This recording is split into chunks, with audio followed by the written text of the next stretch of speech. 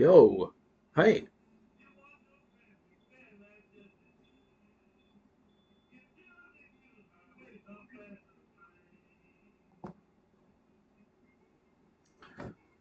all right. Is that going to be bright enough? Hope so.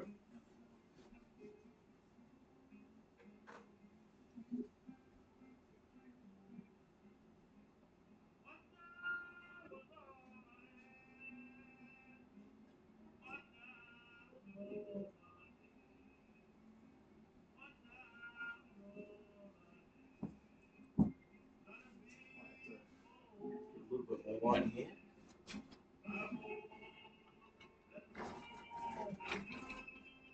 It's better.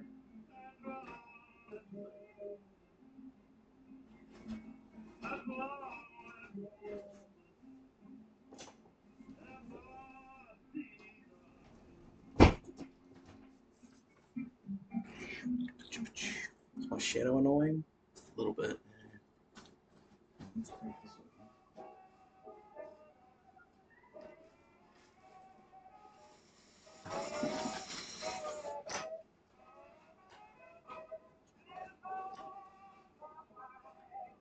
Guess that'll do.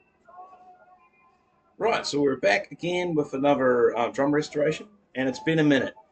We've probably been, well, we've been down a good couple of weeks, I think, of no drum restoration content. My bad. Also, I haven't really been streaming games either. Just needed a bit of a break, I think. Um, because you always have to be on when you can't just relax when you're gaming. You need to be onto it with communicating with your audience and whatnot. Although not that I have an audience, but you know what I mean. It's you know, and this is not coming back. Hang on, stand by.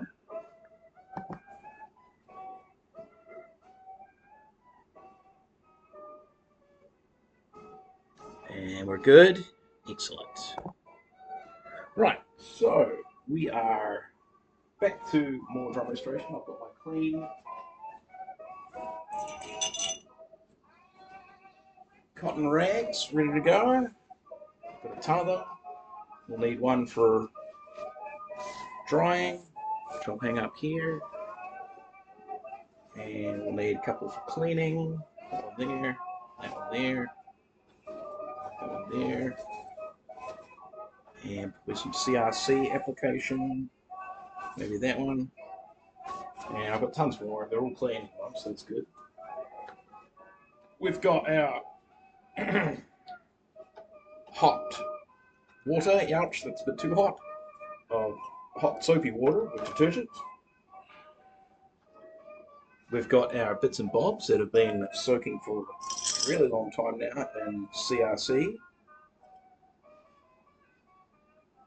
That's our washers and screws for our lugs. There's some tension rods in there and washers and whatnot.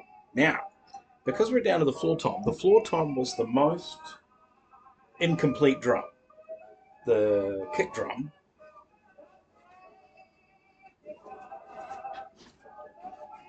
the kick drum was our most complete. I think everything's there. But this floor tom had nothing. We didn't have hoops. We didn't have. I think we've got all our lugs. We don't have tension rods. We don't have hoops. But we do have shell. I believe we've saved the dampener for the most complete dampener for this tom, and the other two that we've already done, still need a bit of work. One needs gluing, and I'm pretty sure we saved the good one for the floor tom, just because that makes the most sense to me. The floor tom being in my opinion, a slightly more important drum. Um, there's a few cracks in this one, but they're not big enough to, not in the shell, you can see it's had a bit of a beat too. Um, not in the shell. Shell's good. It's in the wrap, which I'm not sure what it's made out of, to be honest, because it doesn't bubble like the cheap wrap they were putting on kits in the 80s and 90s. It's sort of There's just some old splits in it, and it's really kept its colour. As you can see, amazing electric blue. I can't wait. Cannot wait till it's finished. And if you'd watched any of the other streams, you know that we picked up a donor kit. So we've got all the pieces we need to complete this. We also picked up a double kick, which I've already fixed up and it's already on the market. Because we're just flicking that right on. That's not going with this restoration kit. I'll get a single kit for that. We've also got our Perspex snare, which, actually, I'm going to bring it out and show.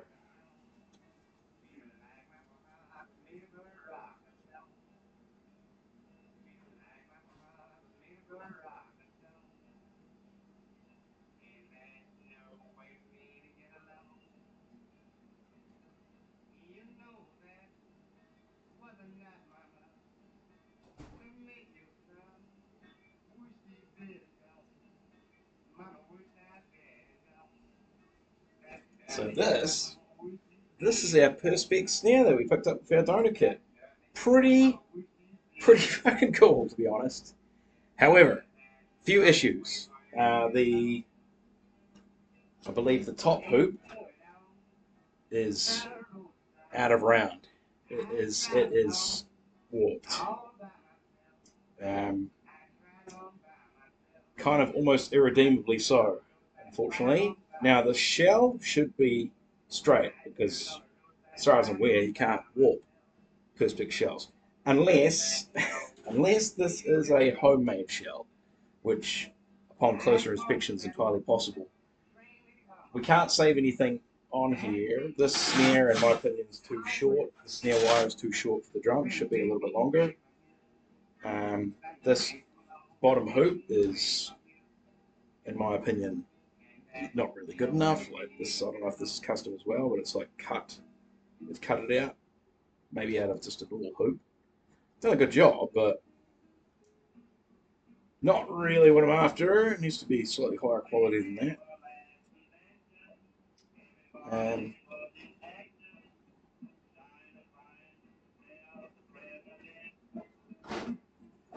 So we've got two hoops on order, just triple flanged. And it's 8 lug. 1, 2, 3, 4, 5, 6, 7, 8. Yep, 8 lug. Now I don't know if you'll be able to see this on camera, but there's an issue with this drum. So like the hardware, this hardware here is either not originally on the shell, which, like I said, might be homemade, or it might be a power tone from Rogers. But this hardware, I cannot identify it. There's no identifying marks on it anywhere. The only thing you can sort of identify it on is the fact that it's kind of got this raised bit here, which is an imitation of a Rogers, not close enough to be an actual Rogers. The real Rogers, I can't remember what they're called. Maybe they might call them boats, but they flare out on the ends. They like flare out that way. These are just flat. So I know that it's not Rogers. It's possible that it could be Pearl. Pearl did make a Perspex shell. They still do. But not. But this older hardware, yeah, it's hard to find examples online. It's yeah, it's been a journey. And as you can see here, we've got mismatched hardware as well. We've got 4 holes in here with a new snare butt on. So this has been butchered, definitely butchered at some point, which makes me think it is the shell in this hardware is original. Well, actually, no, this hardware can't be original, sorry, because there's another point. So there's holes. You can see the holes on the lugs. You can see there's a hole that doesn't line up, so it's been re-drilled. So every single lug has an additional hole behind it. So this is not the original hardware. The original hardware for this was slightly shorter by the looks of it. So, bit of a mystery, but we're going to clean it up. We're going to get new hoops for it. We're going to put it back together. I'm sort of umming and ahhing about whether or not I get a new throw for it because this cheap throw on it is cheap, kind of nasty. But I mean, it is functional though, and it does match this hardware here. So what I think it was originally was this is an old Perspex shell, so it definitely is like a like I don't want to say Ludwig because it probably isn't Ludwig. It's probably a Rogers power tone, judging by all the research I can do, or it's a Japanese knockoff of a Rogers. Um, and then somebody has taken the seemingly better hardware off of it and put on this stuff. Now this throw actually has not been re-drilled, so that matched up. So yeah, just but yeah, that's look at that. That's not, we can do better than that. We can tighten that up, get a better fitting snare for it, and got to replace the top rim anyway. So we might as well replace the bottom. And I'm gonna get because we've got a blue kit. There, I think it might not be Evans. No, it might be Evans. Evans do a color tone Snarehead and Hazy, which was actually very reasonably priced. So we're going to go with that. And we're getting power dot skins for everything else to match our new sound power dot skins that we'll be keeping. Right, so that's the Perspex snare. So, but first things first, we've got to get through what we have before we start getting into, you know, the really finicky stuff. So we've got our toms. I'm pilfering the legs and the leg holders off of the donor kit for this kit because it doesn't have any. However, another issue,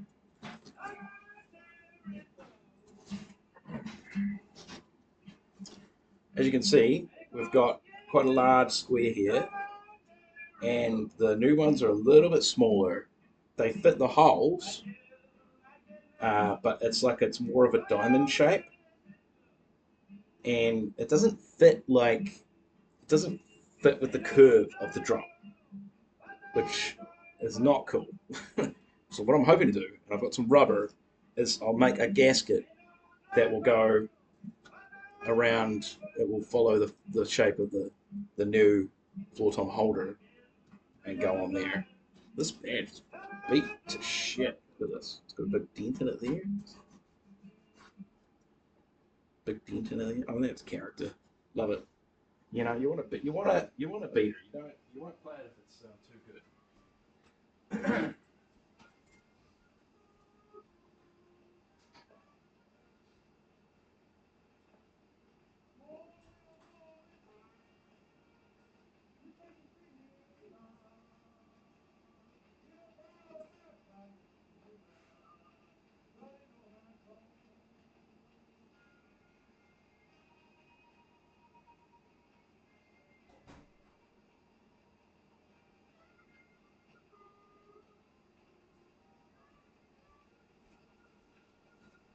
So first off, we'll get into our lugs.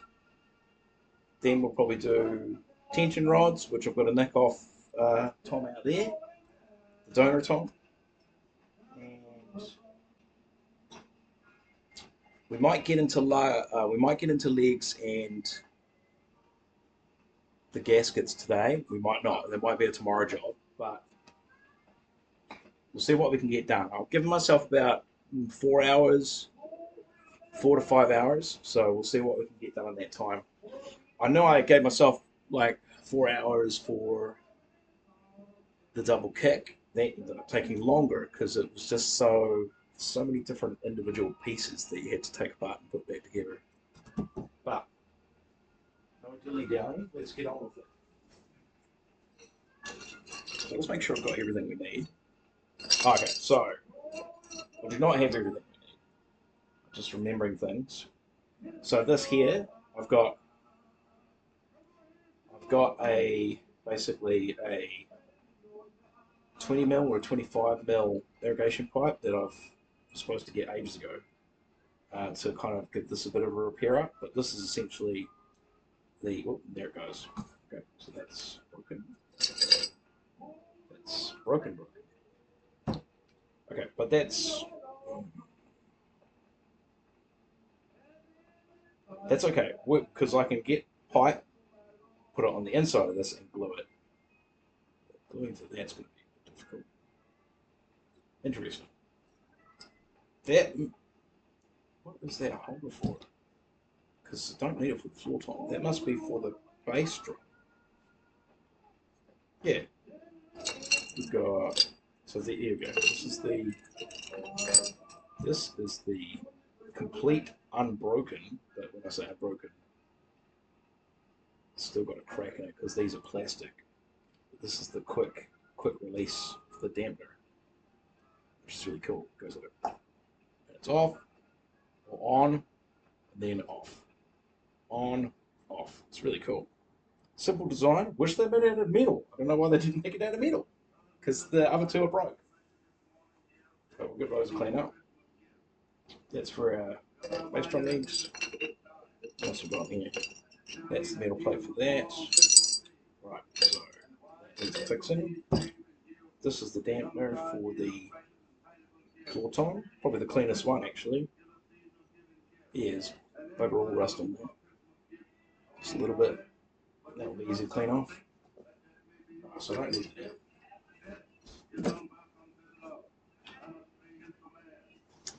Right. That means we're missing something. We're missing our. It's got an extra spring in there. Okay.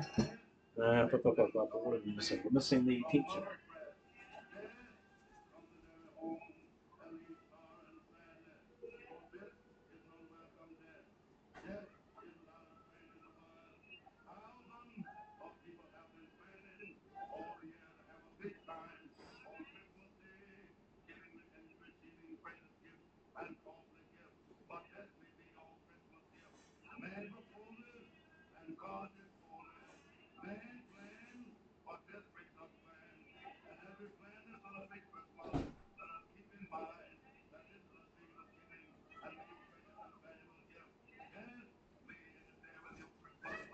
There we go, managed to find it. That was easy. So, pretty good on the outside. Got some strip thread in here, but we should be able to work our way through that. Inside, however, not great. Pretty rusty. Well, we'll get to it. That probably should have been soaking more. Right, and we should have. So the floor tom's 8 lug. So we should have 16 to clean up.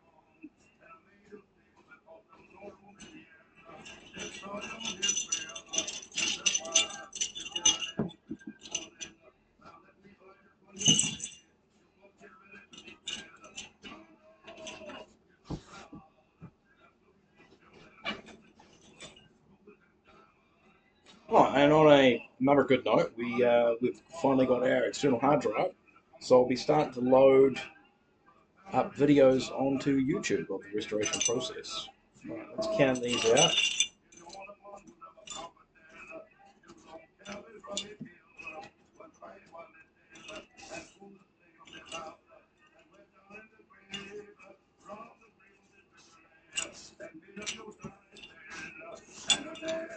Seven, yeah, there's one missing.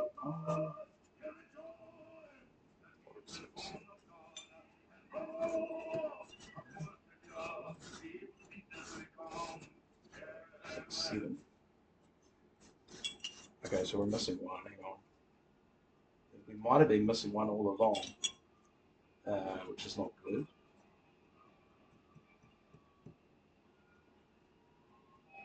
Okay, let me have a look. So it's a short one. Should only have the ones left.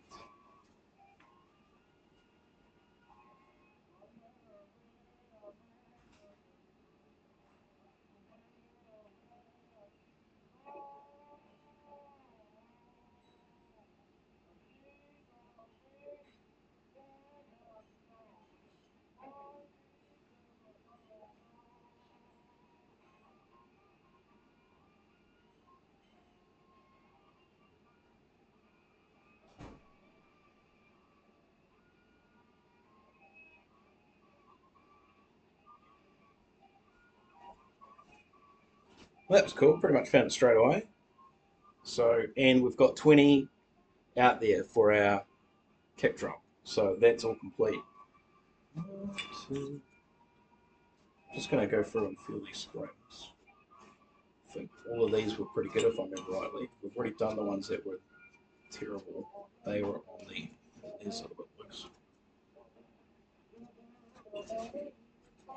That's filthy.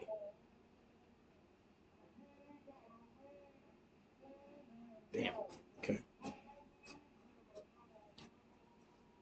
Right. We'll just look at the tops. And we'll try and keep our tops the better looking of the lot.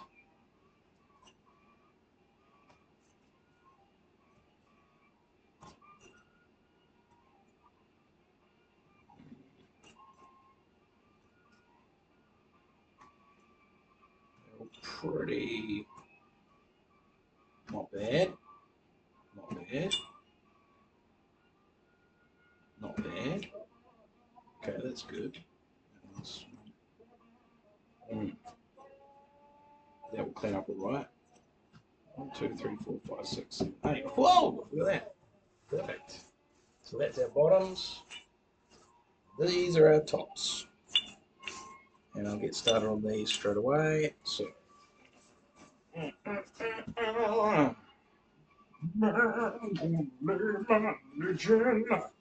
got our classic CRC. Probably won't be using a heck of a lot of this today because I am in a closed environment. It's stormy and rainy outside. We might open the door a few times to get some airflow coming in. And we've got our trusty Chemico, which is my kind of go-to for all chrome. Cleans them up really good, no scratching. We should have a little, it's still really hot, ouch. Still got our toothbrush, which as you can see is not fully worn through yet, but it will be by the end of the project.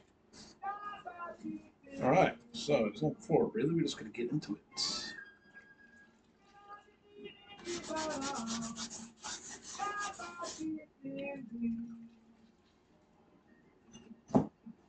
And yeah, if you jump in chat,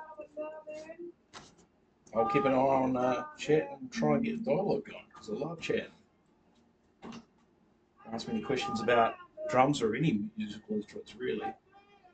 I haven't had a go at refurbishing any woodwinds. I've heard that they're very difficult, but I'd love to give it a go. And I think we'll just leave the camera position there. It might be a little high at the moment, but in the past, when we've been adjusting our camera, I've had to reset stream. Thus, now ends up being in several parts. So I think we'll just live with that. Um, and I should be wearing gloves. So let me go and get gloves on. I get too carried away.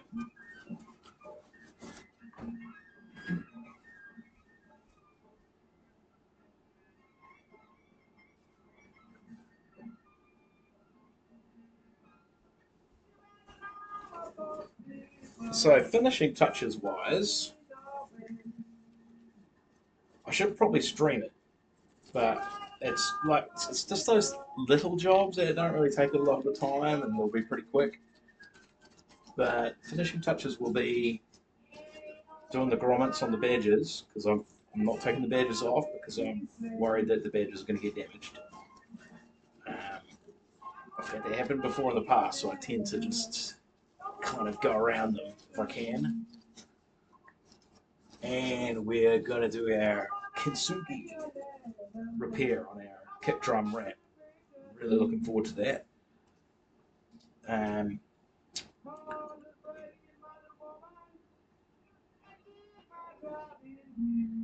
So I don't know if we'll be able to do that tomorrow because I want the dream. The dream. I want a dream that these drums will be fully restored. No, I want the kick drum to be basically fully cleaned and complete before I repair it properly.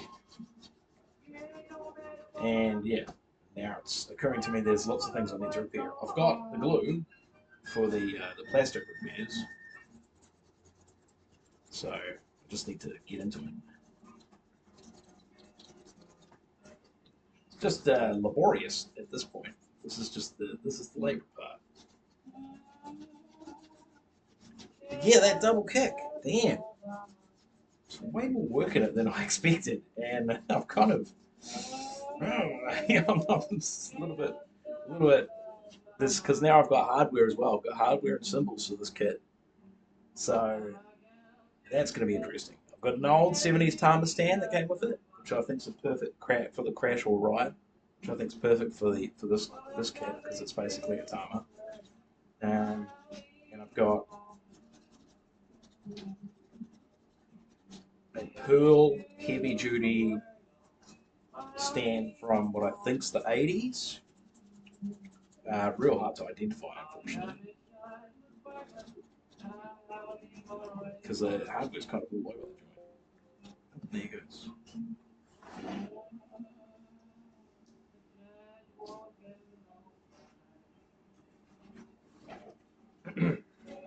This one's pretty clean, actually. Let's give this a little bit on the inside.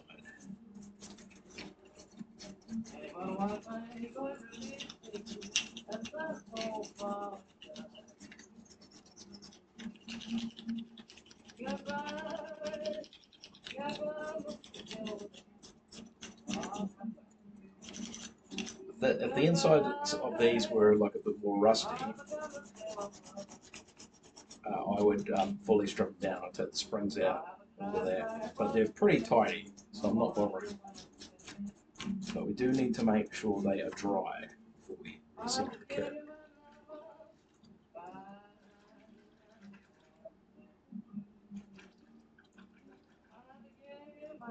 But I mean, that was minimal cleaning on that one, to be fair. And we are looking very damn. Even the small of that. See the hardware on the this kit, lugs in particular, seem to be cleaning up very well, which I'm quite happy about. And now we'll just give it a bit of dry.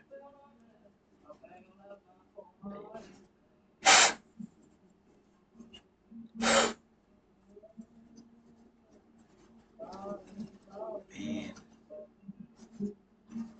give it a bit of a water barrier. CRC.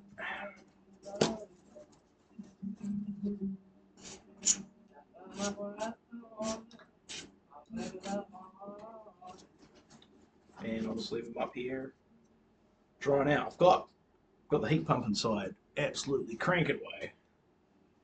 So that should be pretty dry by the time we come to reassembling. But that's a wee way away yet, because we've still got our magic to work on the shell.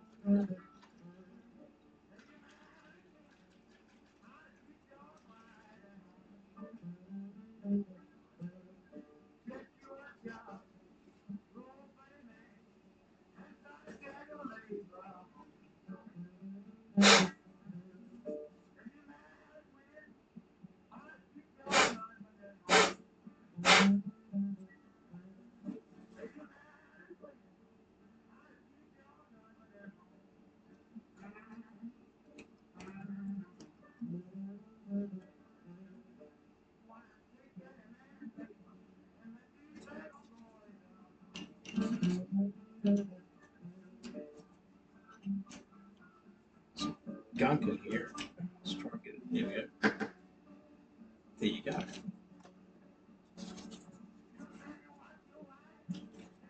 You know what I forgot though? I forgot my tools.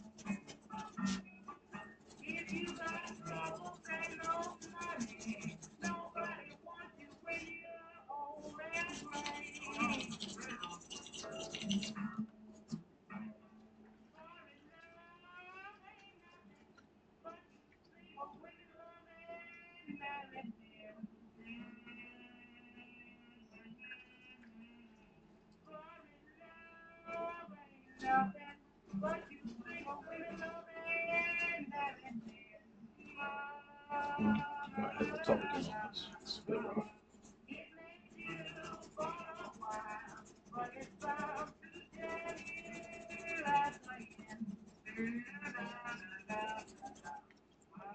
There.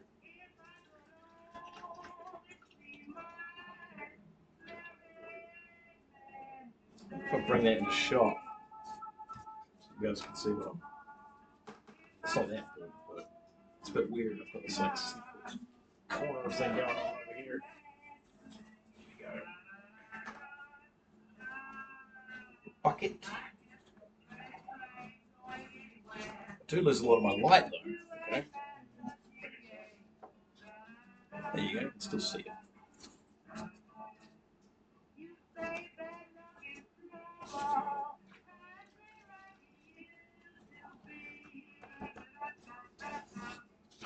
Double time.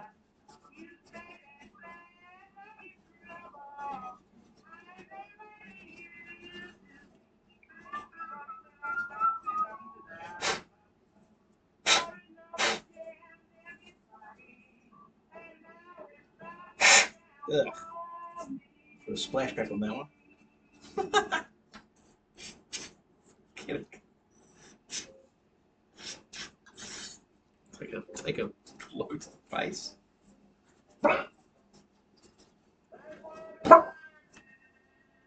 Go.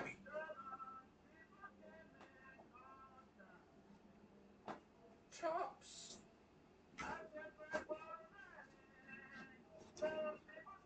Oh, it's hot in here. I don't know if I can do it in this hot one. It's cool.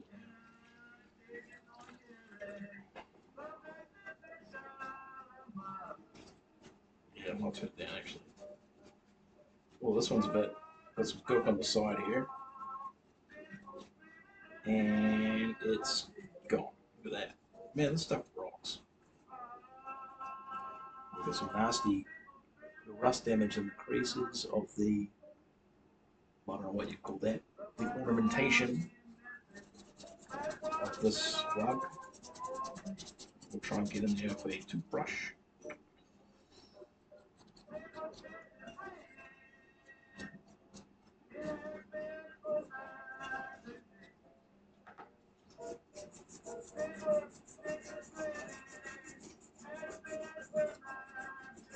So the hoops of the donor kits fit. They are triple flanged. They're ever so slightly different around the hole width and slope, if that makes any sense. Like I'll bring a hoop out, maybe not the stream, but next one where I compare them. But they're very, very similar because I believe these kits age-wise, and more importantly, manufacture-wise, are not that far apart. Because the kit that I'm using as donor kit is a Tempo by Dixon, but it's Tempo by Dixon when they started manufacturing in Taiwan in the 80s. This new sound is from the 70s, where basically before drum manufacturing in Taiwan really took off, when all the Japanese drum companies decided to start manufacturing in Taiwan, which was mid to late 80s, with Mapex being almost exclusively made in Taiwan, always.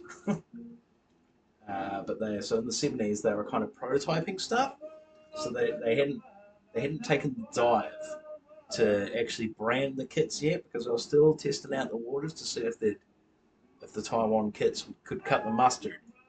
So the new sound kits appear to be made very well, because they were kind of like prototyping for to get the bigger players to kind of jump on board. But yeah, in every aspect, other than little slight differences in hardware, which kind of looks a bit like Sonar for some reason. New Sound is a Tama Kingpin. So Tama Imperial. Ugh, right in my eye. Jeez, that went right in my eye. Copy. Yeah. It's an Imperial. Oh, that's, I need to do something about that. So, oh, should we wear glasses? Protective eyewear. Important. It's important to wear protective eyewear. No, this kind of stuff.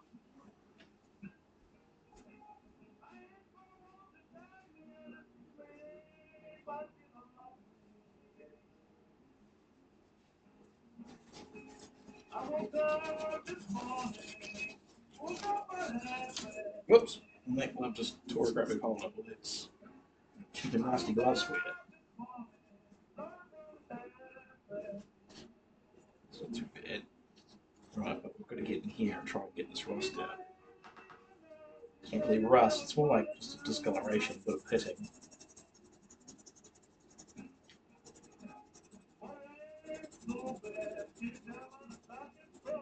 And good old Chemico to the rescue. That has definitely done the job.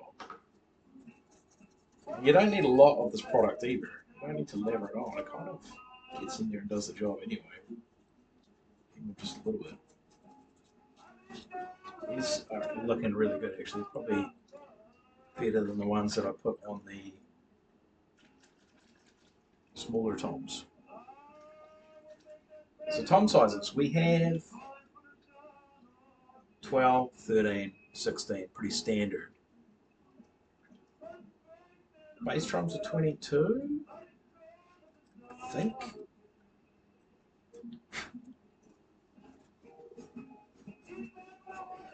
We've got, oh yeah, so, but the thing that isn't quite standard about them is their depth. They're, they're a little bit shallower than, especially the kick drum. Kick drum's like a 22 by, I don't know, it's narrow as. I need to measure it properly.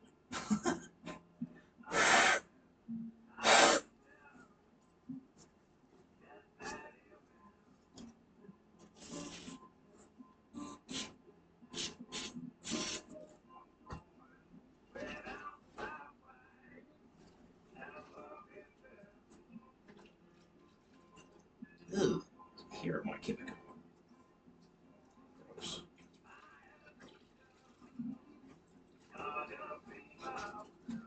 There's a hair in my chemical.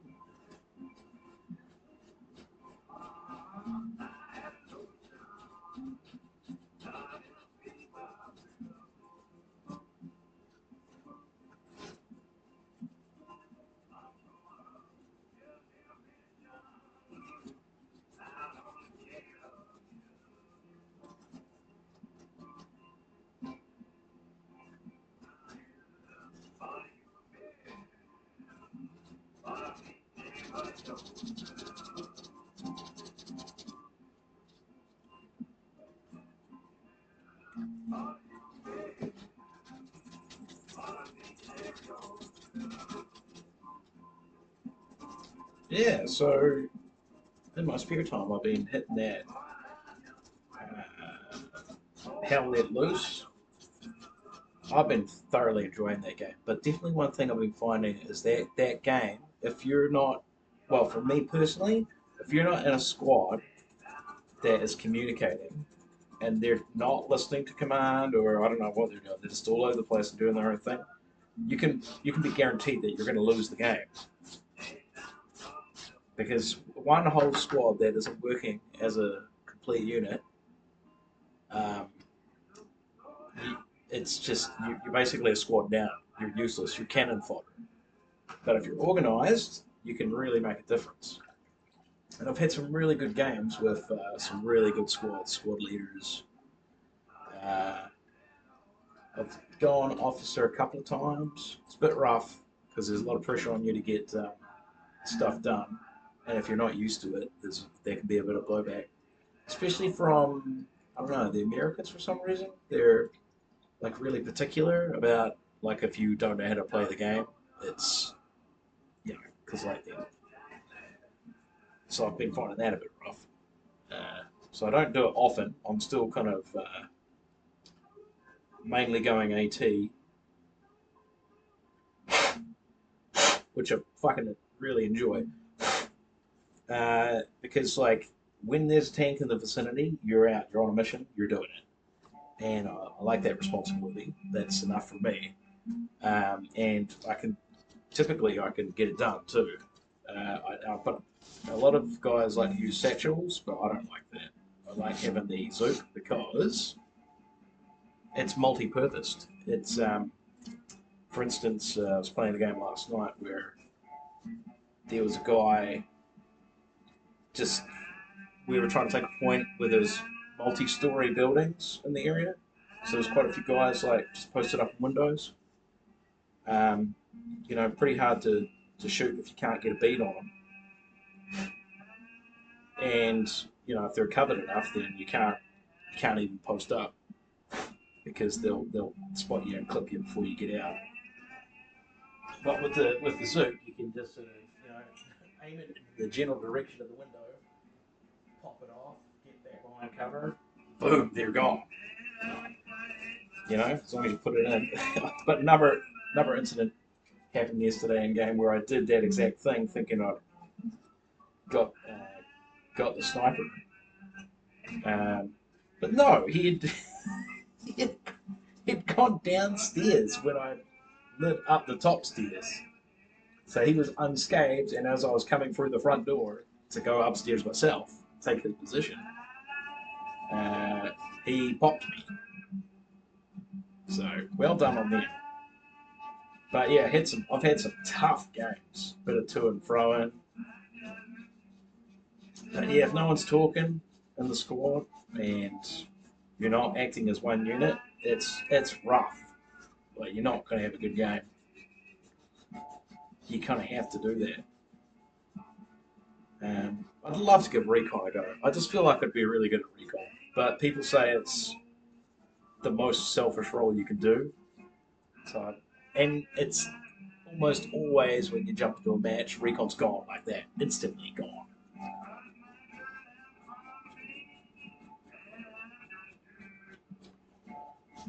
But I'd be happy to go spotter. I'd be happy to have a go at sniping. I tend to be better at longer range for some reason. I'm a terrible shot, but when I'm in close quarters, I get like real like ugh, just get muddled up. But when there's like guys running across a field and they're like 100 meters away, I'm much better for some reason. And the different guns are interesting. A lot of people prefer the American. I don't know what the guns are called, sorry. I'm not that clued up on. I'm not on guns in general. But the ones for the Americans has a good sight. People love it for the sight. And I think it's got a better reload system. They fire quicker. There's a bolt action German one it's like when you reload it, where you get your next round lined up, it's a bit slow. But I like that gun because the sight's so small that you have to be really precise with your firing. So I find I had a better game with that because my firing's a bit sharper. And same with the Allies rifle. Um, I tend to get better shots, but it is a lot harder to use. But my aiming's a bit better. Um, and I've been getting brave with my pushing on points too. Sometimes it pays off. Don't always have a good game, but yeah. So I had a really rough one last game last night because the squad just they were not talking to each other, and we had a full squad, officer and everything, but there was just nothing was getting done.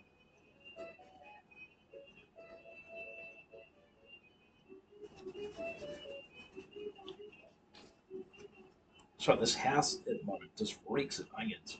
I've got a particularly good veggie soup on the boil.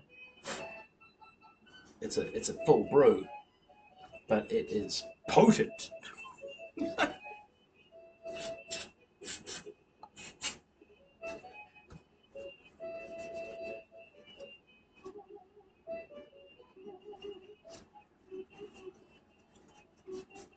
I've got to tell you about these that Vice Grip Garage on YouTube. I'm watching heaps of that.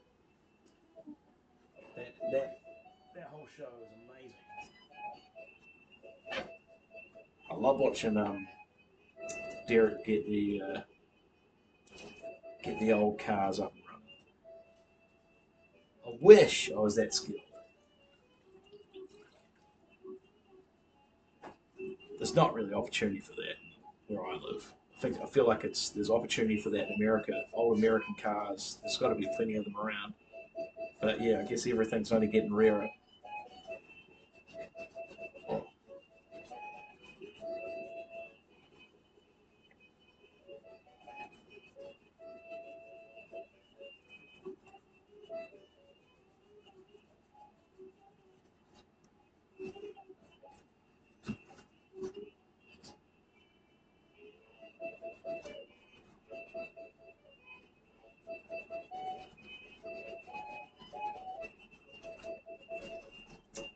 Also, been watching Scavenger's Reign. Highly recommend that on Netflix. Bloody good.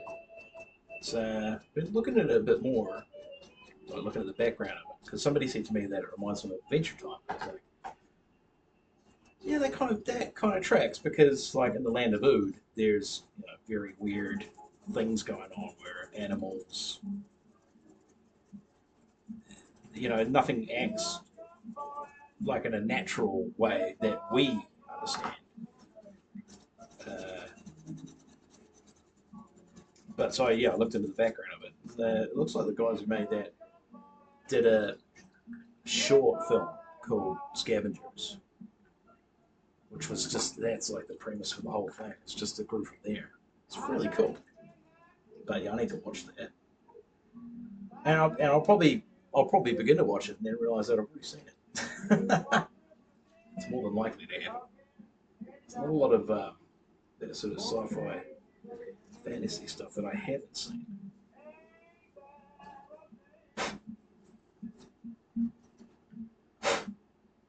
Oh, what's that in the back? Got some good back here. Don't want it in here. Please come out, sir.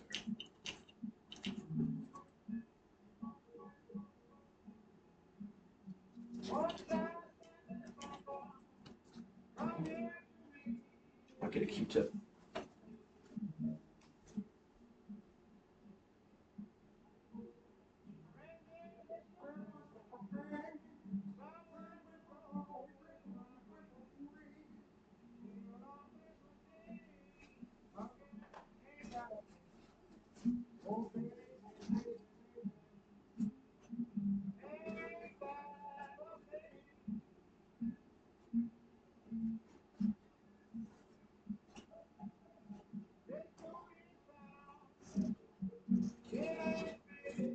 here?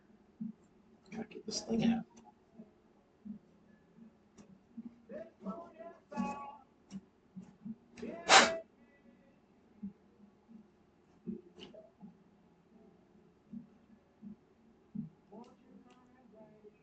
Aha. Gotcha. Gross. And did I already see I see this one? No, do it again.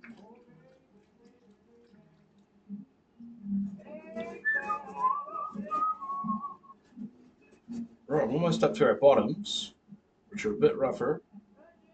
This one here in particular, good lord.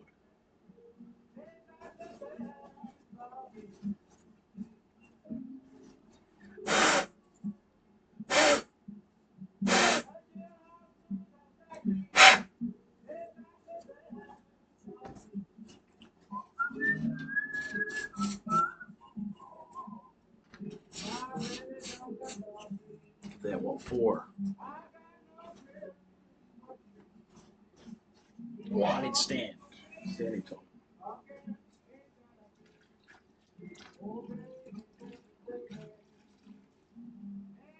Ah, the sun's coming out. Nice.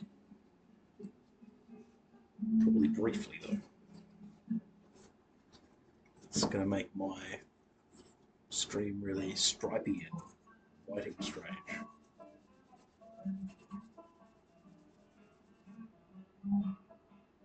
Okay, well this is interesting. See in the corner there, there's like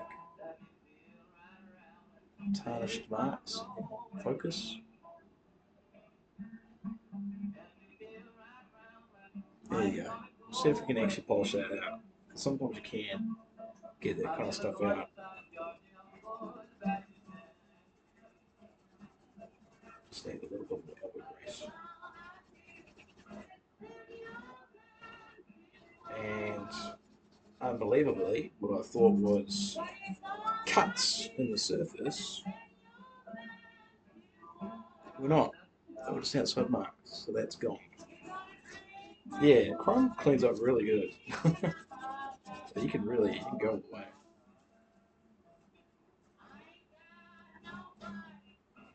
The cymbals will be interesting to clean up because the hi hats look like heavy. They're heavy 14s or 15s. Sorry, 13s or 14s. Probably 14s. But they're by Stag, which is not that's not a brand that I'm very familiar with. They are beginner cymbals. But looking into it, they appear to be hand hammered and better than most. Better than most beginner cymbals, which basically are made out of tin and are shitty. Bend immediately. Um, so that's kind of good. And our Crash Ride, I think it's an 18 Crash Ride, is a Sabian B8, which is like not nothing fancy either, but also nothing wrong with that. Good, heavy, full, fairly purposeful cymbal. So I'm happy with that for this kit. And of course, I don't know who's going to be buying this kit. I have a feeling it will be a beginner slash amateur. This is my market. I believe it will be a beginner slash amateur who's looking for something a bit different, something a little bit vintage. Um,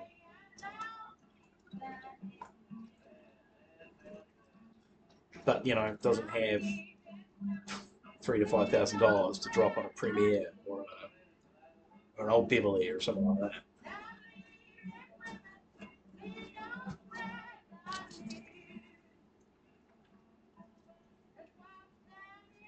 So I'm going to shoot for, and it's going to be a full kit too. It's like a lot of the kits that I see for sale are shells only. You can pick up a vintage Pearl Export, good kit. Um, you know, pick it up for 1,100, 1,200 bucks for shells. But you ain't got no snare, you got no hardware, you got no cymbals. It's not you know, it's not really an upgrade for a lot of people.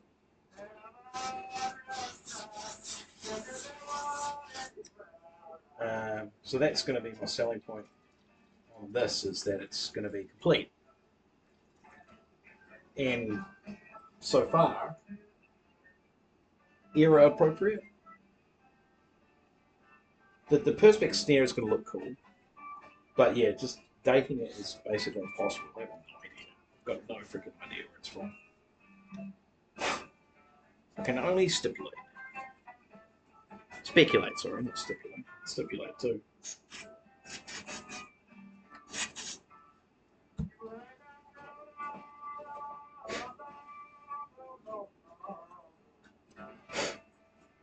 Right, so that's our top lugs done. Into the bottom lugs. Right, this is the roughest of the lot. Look at its state of it. So we've got, looks like a bit of staining from the de-rusting process. And we've got some pretty nasty build-up in here. I might actually pull this spring out and give it a real good once over for this one, because this is I think this is the roughest I've seen so far. It's pretty free moving though. Maybe I might get away with it. But yeah, you can see it's gotten really bad in there. It's cool because, like, you can see here, you can see that all the lugs are slightly scalloped. So off the donor kit, I've noticed that kind of detail. See, it's scalloped here, slightly curved. Off the donor kit, none of that has been taken into account. It's just straight. So they haven't thought about actually manufacturing them properly. There's a huge difference between 70s and 80s manufacturing fleet. Like, massive difference. They were putting a little bit more thought to it, you know? It's interesting how things went downhill instead of going uphill, because, you know, supply and demand, churning them out. That's a whoops, that's a lot of product.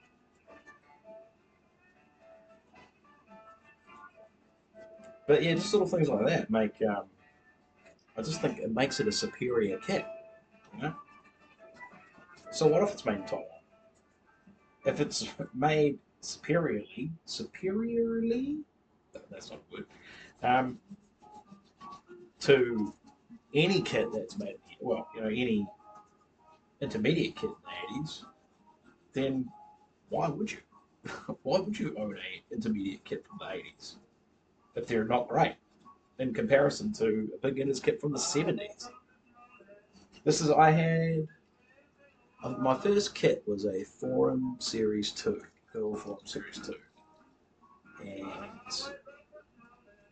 rock red, you know, it was a bright red, it was great, loved it. Got some pretty cheap symbols with it, rough as guts. I think I burnt through those symbols pretty quick.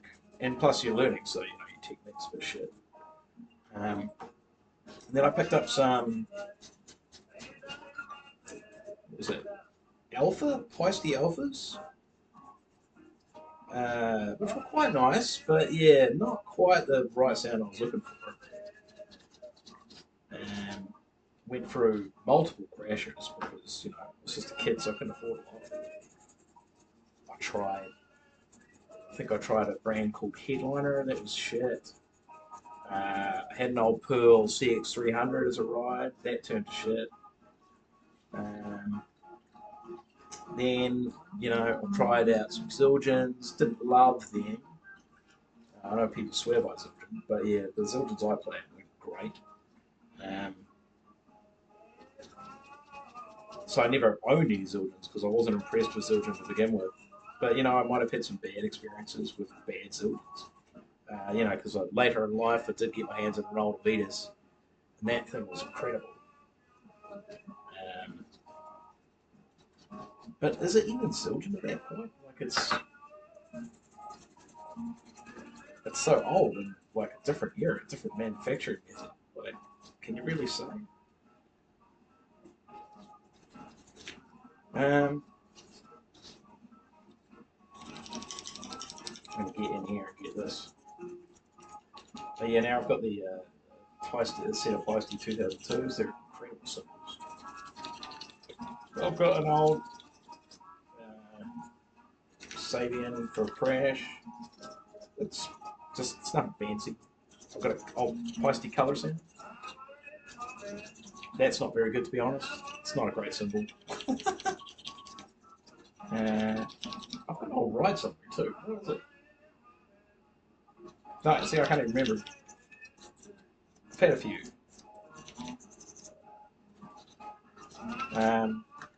Yeah, and I did up an old, my favourite snare so far that I've ever played was, unfortunately it was a restoration project, so I couldn't keep it because that's one of my rules, which I've broken, which I've broken in the past. I definitely broke it on the Colorama, the Hopler Colorama I did up because I kept that. But yeah, one of the rules with restorations is that you must sell on. That's my rule anyway. Because then I can't really justify buying more things to do up if I'm not getting rid of the things that I've done up. You know, I can't keep everything. It's hoarding. And I also can't use everything at once. So, you know, it's all about extending their life. Right, this is clean up all right. Still got a bit of staining in there. I'm gonna pop it. Need a tool.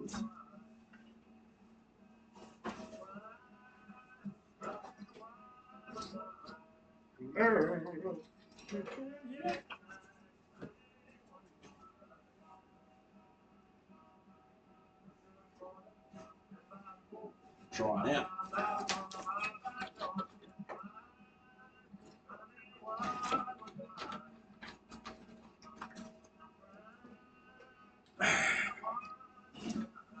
Right, let's pop the spring. Woo!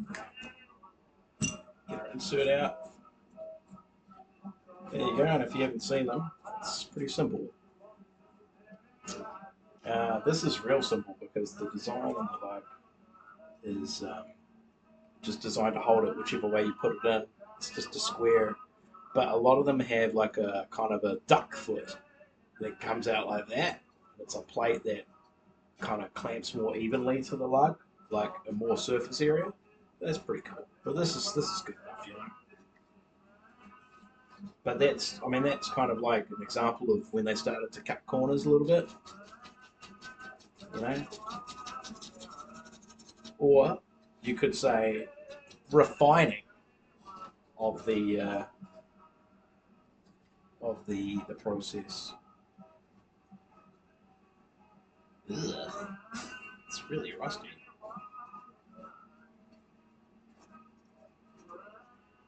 Yeah, this one's rough.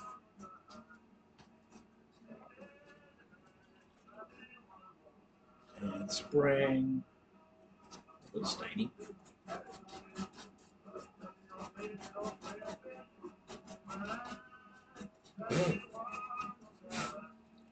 Getting little hairs floating up attaching to my mustache. Okay, let's try and get in here because as you can see, I don't even see that in the light. It's like a little bit. Yeah, there's a lot of goop in there. I want to get it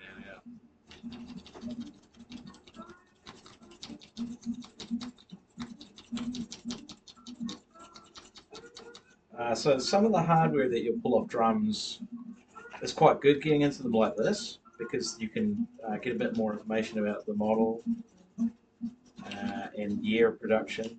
Quite often they'll have identifying marks in them, especially on the kick drum on the larger hardware.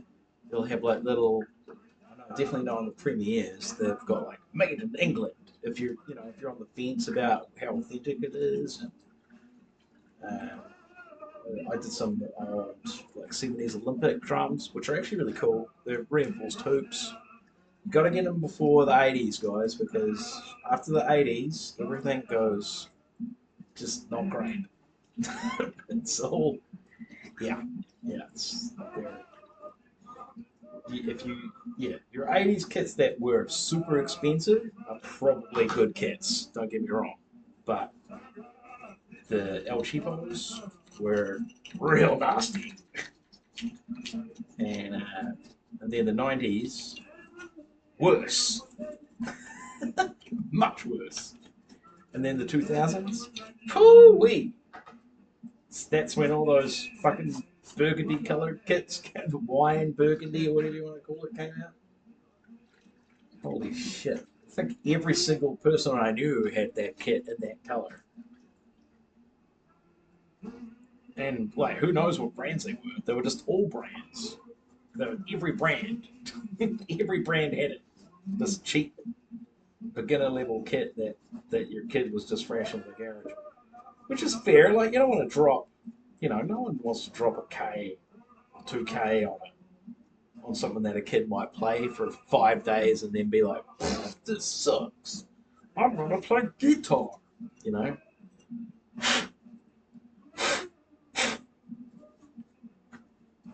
But how many old kits did in that era were repurposed and kept alive? That's what I want to see. Those older kits that just keep going.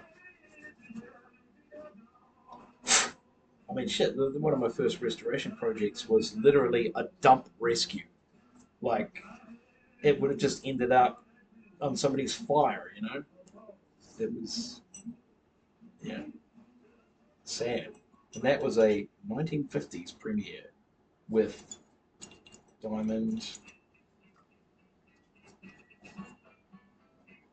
the diamond cast iron that everybody freaking loves and wants, which, by the way, is indestructible and cleans up easy peasy.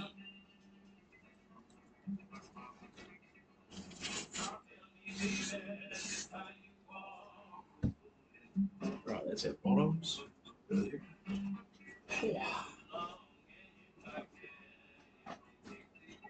Louis!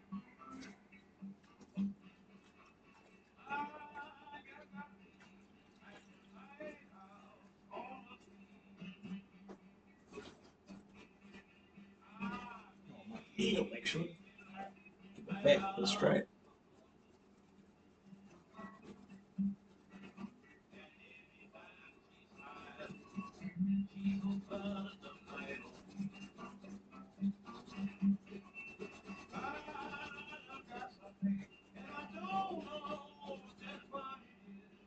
Definitely picked the right ones for the bottom. This one's rough as well. It's a pity. It's just how they were stored.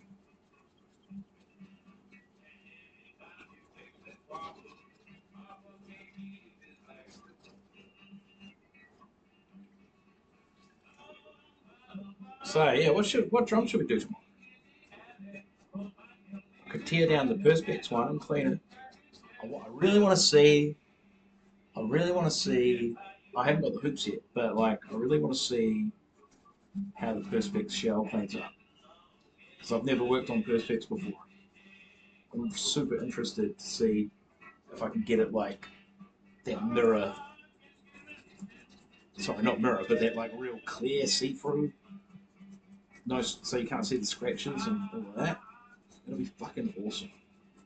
And man, with an electric blue kit and a blue skin on the head,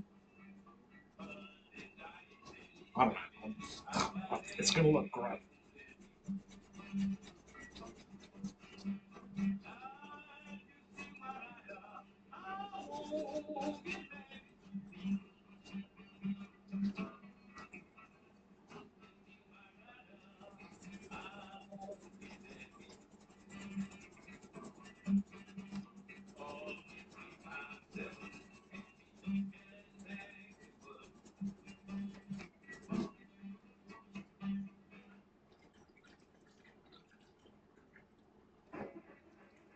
So what's this 3x7 business that I'm always hearing? And blue socks, like what? 3x7? What does it mean? What's the reference? Like I know it adds up to 21, but what are we talking about here? Like she's 3x7, like so she's 21. But is that like a was that super important in the 20s to be 21? Like she could vote? No. She could drink? I don't know. No, prohibition. No one's drinking. No one's voting. No one's drinking. No one's voting. What do you do if you're not drinking and you're not voting? I mean, they've got great songs like talking about getting hammered on dope, and they're not talking about marijuana. Talking about stronger stuff.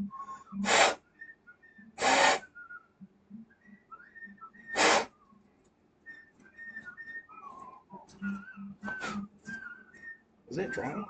No. Okay.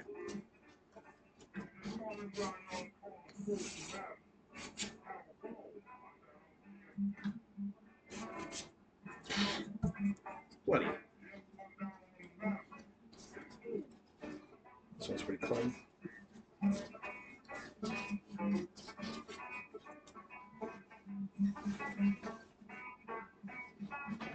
Whoa!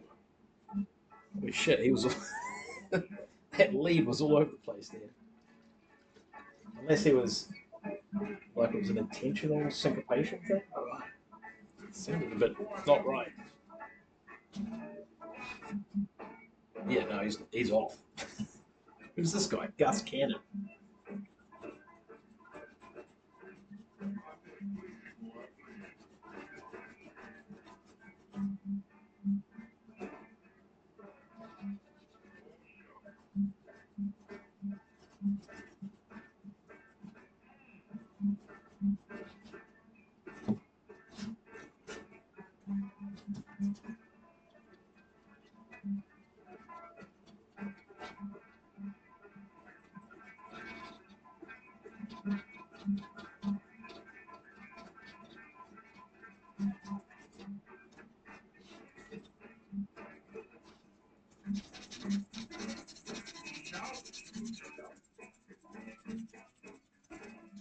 Ding ding ding ding ding ding ding.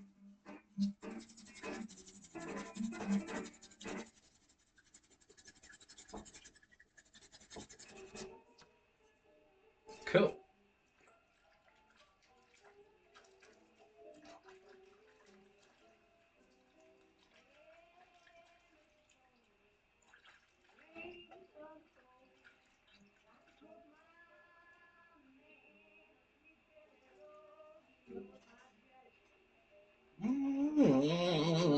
Blow my jelly blue. Cause it's 3 times 7.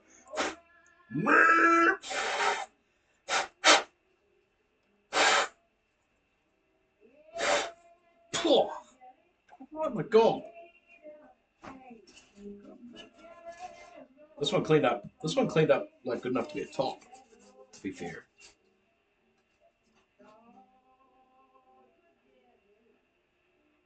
Look at that. That's all my tops are really good though.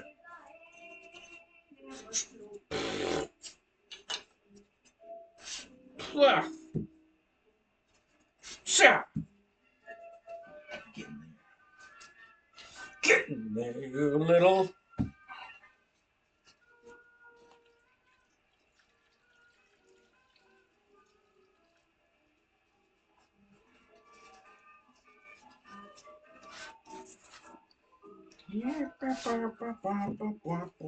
Shabba shabba shabba woo.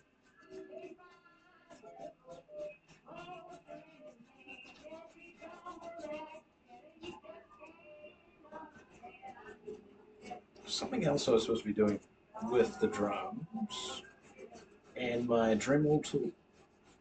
I can't remember what that is. I can tell right now the hi-hat stand is going to be loads of fun to clean. No, it's going to be really bad and difficult. The crash stand should clean up pretty quick. I haven't got a kick pedal now. So I'll have to do something about that. I've been eyeing up a Tama single cap from the 70s online. Just the price isn't quite right. He's getting close though. He's getting close. Well, we'll see. We'll see. I need to bankroll the heads and the hoops for the rest of the drums with the double kick. So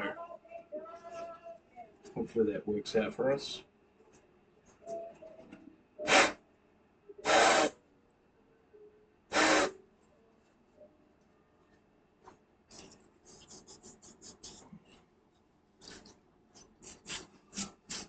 Whoa.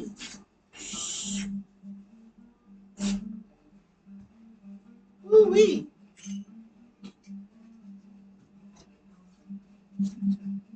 Jack of Diamonds, Georgia Rubber by Harry Townsend. Yep.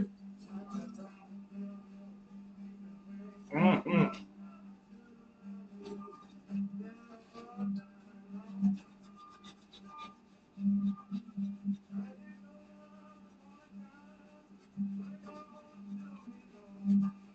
So we've got 16 lights. So we're going to need 32 screws and washers for said lugs. We're kind of getting, whoops, that's too much product. We're kind of getting down to the must clean them area. I've got to steal a bunch of tension rods. Oh, we don't need to do tension rods today, actually. What am I talking about? Because we haven't got the hoops. Well, we've got the hoops, but we're not cleaning them today. We're just doing shell. Oops. Why am I putting so much product on this one? I've just got, yeah, we're just doing the shell. Not the hoops. Not them.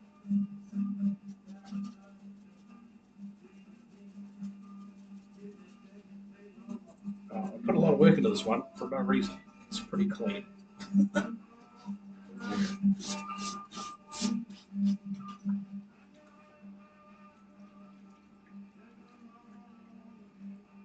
Where's my glove all greasy? I must have a hole in the funnel.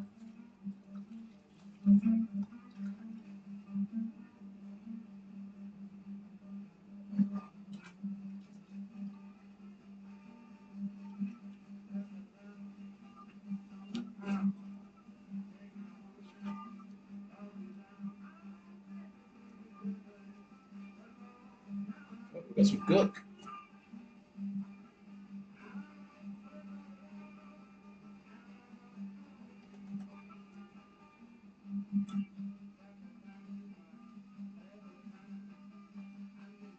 You're not welcome, gook.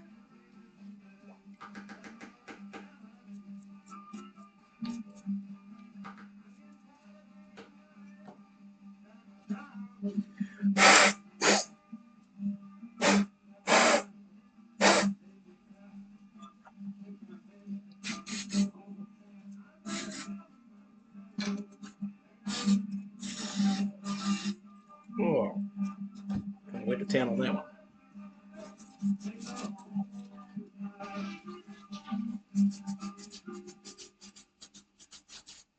Give that another try up.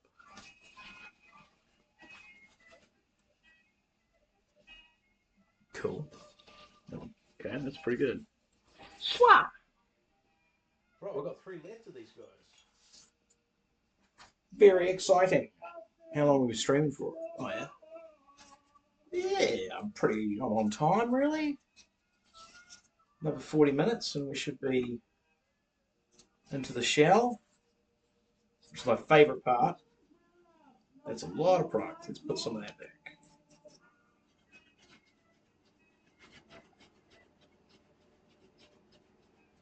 Oh, it turned. Yeah, it's raining outside again. Okay, so I've made good decisions regarding washing. That soup in the background is getting potent. I have to go check it actually. Might need to turn it down.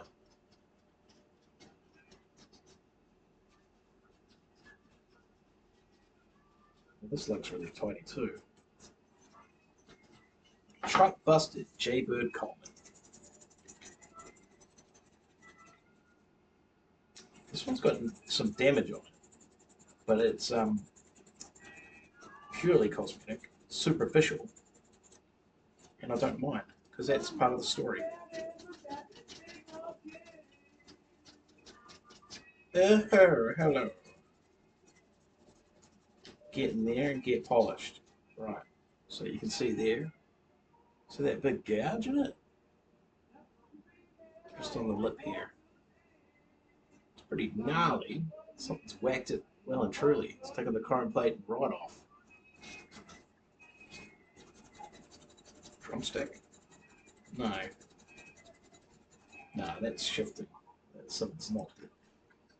That's how that badge is damaged. Somebody's knocked it. Wasn't very well taken care of in storage, I can tell. So I've got my drums sitting outside, sitting in the garage. But these are all sitting on carpet, clean carpet, mind you, and my player kit is on hoops.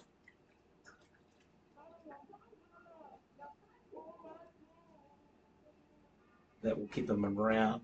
It's important to store them properly. You know, if you haven't got them set up, I really want to set mine up. Actually, I feel like I need to pilfer a corner of my lounge and just have them permanently set up. I haven't touched a drum kit in so long, playing wise.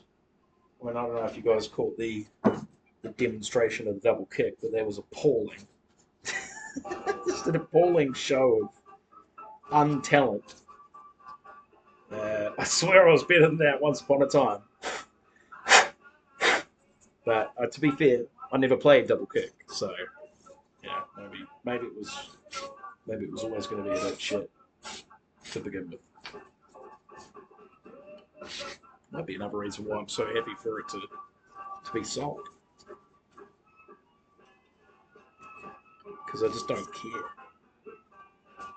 It's a drummer I worked with a long time ago. He said if you can't do it with one foot, then you shouldn't do it with two. And I was like, I've kind of always thought that it was kind of like, for particular genres of music, I disagree. There's certain genres of music that demand double kick or double bass, you know. Metal being one of them. Particular kinds of metal. There's so many different genres. Where do you begin? But like, I know what he's saying because like it's you can do triples and stuff like that with one foot if you know what you're doing. And I used to be able to do that shit myself, but it's been a while. He was particularly good at it. Like he had it down. Excellent drummer. Had a nice kit too. Didn't like the color of it. Really, really did not like the color of it. It was a Ludwig. It was like a vintage reissue, so it was a modern kit. Like, not even that old. So, from the, 2012 area, brand spanking new.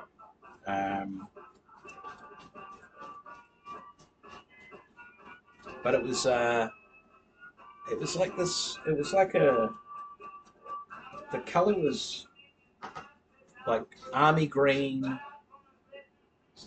tiger stripe with orange, and it just mixed together was like a really like.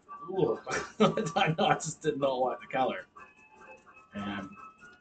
But he toured that kit. Like he took it to gigs, no cases. Just chuck it in the car, Like he didn't give a shit. He was just throw it in, get it to the gig.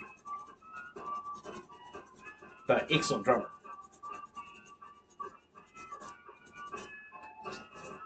Kind of a waste of talent, actually, when he was jamming with us. To be fair, he could have gone higher and bigger. The right people. Some people just aren't motivated to do that. You know, they're like they actually don't want to do that. They don't want to make it. Quite happy to just do the little gigs. You know, it's weird. I met heaps of people like that who just aren't interested in that. It's like the well, this is really strange. It's like the chrome is actually like worn, so you can see it's actually. Let's see if we can get this shot it again. It's really interesting.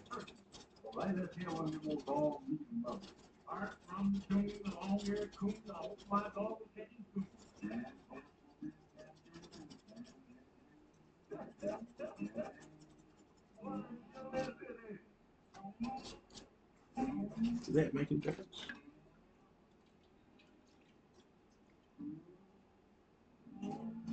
No. Okay, we're stuck with whatever is going on with this look. It's just really weirdly worn. It's like someone's been rubbing against it constantly. Yeah, I'll show you. Compare it to one that we've done already.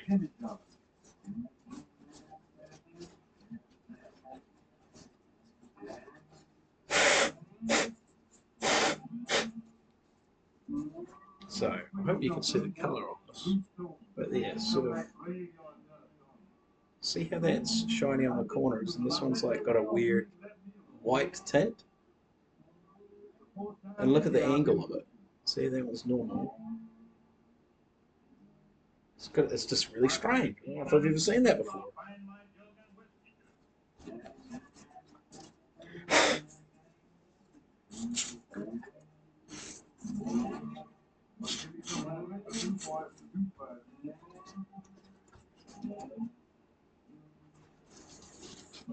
Right, last lug. Whew. Hooey. Last lug. 16 of you bastards. But I wouldn't have it any other way because I don't want to be doing. God, imagine doing anything with a floor tom that only had, and I've seen them, four lugs, 6 lugs. Come on, Tay, I'm looking at you.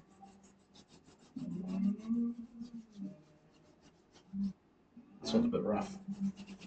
Yeah, might need a bit more product. There we go.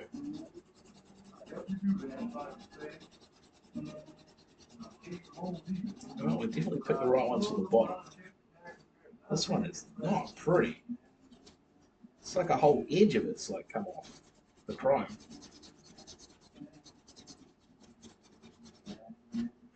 Ugh.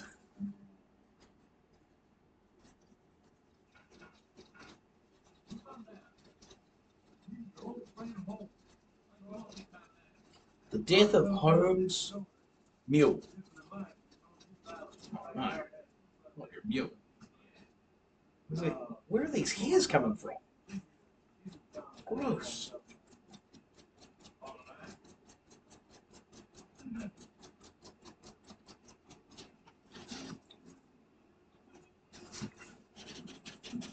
Well, don't you know that my body is almost full of itches, man?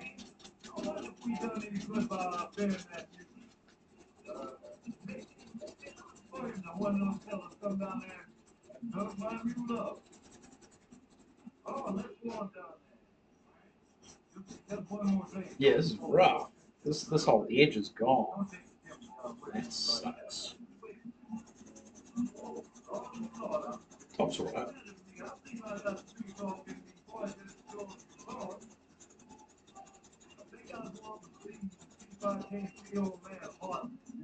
Okay, sense of like not bad. Is that good?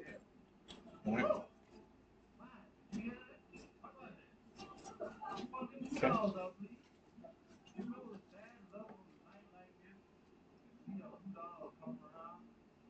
Sorry, a who what now? Who dog?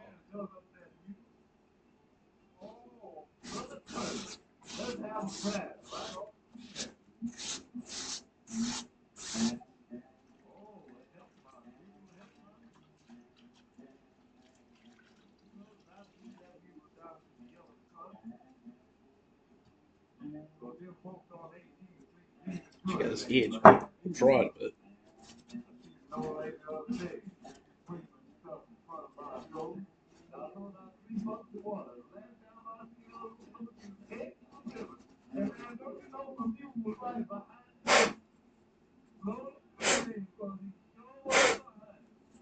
yeah.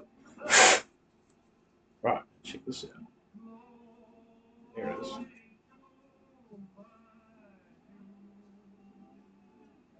So look at the lip on that. Shiny, no damage. And then this one here. The state of it. It's gone. It's hard to, yeah, look at that. Just that edge there. Just all, just, it's all like, it's something rubbed against it maybe? Might give it another pass. See if we can get it looking a little bit better than that.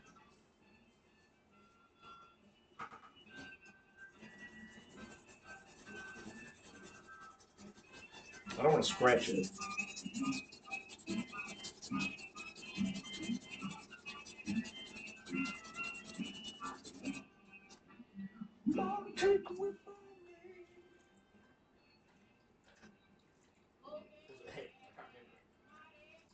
Back okay.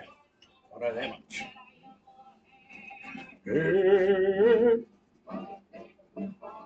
A whiff? Take a whiff? Take a whiff on me? Oh, that's a bit better, yeah. That's almost steel wool territory, that is. But we're not going to do that with this one. Because sometimes you can do more damage than good. Which I'm kind of against. Alright.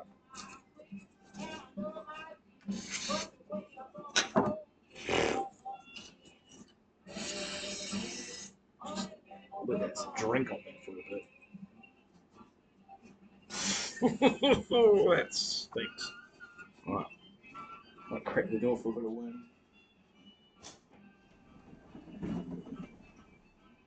Always using well-ventilated areas.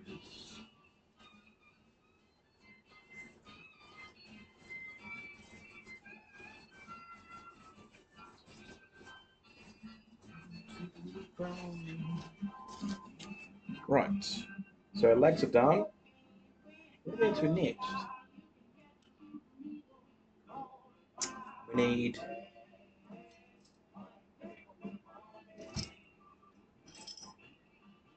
need 16, 20, 32. We need 32 screws and washers.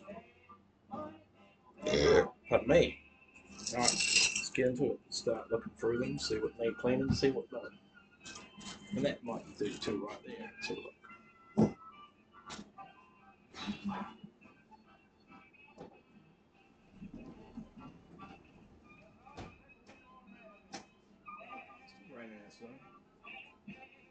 Right, now I didn't actually take these apart because the washers are really on there, and there's a tiny little spring washer under them.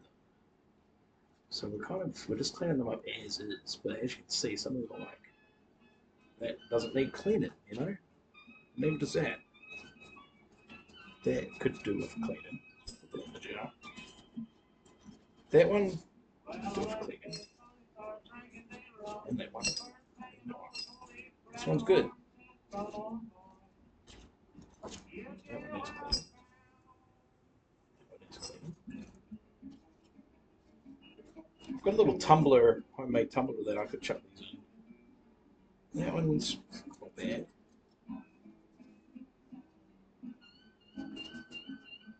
I'll put the not bad ones over here because we'll clean them and use them for this one. Bad. Very good. Not bad. That's bad. Not bad.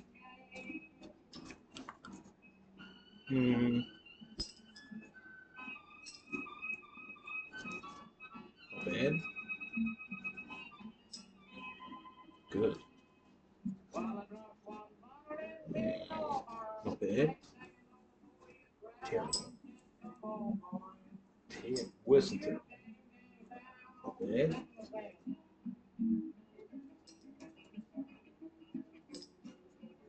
How we doing? That's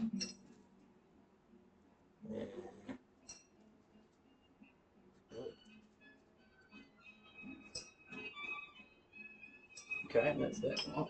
And we've got all these ones. These are extra rusty. Mm. They are the same size, I think, because I think these were off the kick drum. Extra rusty for some reason. Terrible. It's not bad. Terrible. Terrible, terrible, terrible. These need a lot of soak. Terrible. Terrible, terrible, terrible. Got to run out of not bad. So, okay. No, these are really not good.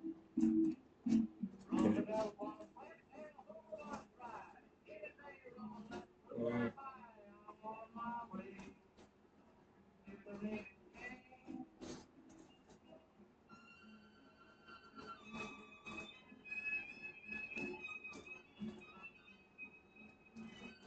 Okay, so numbers like 1, 2, 3, 4, 5, 6.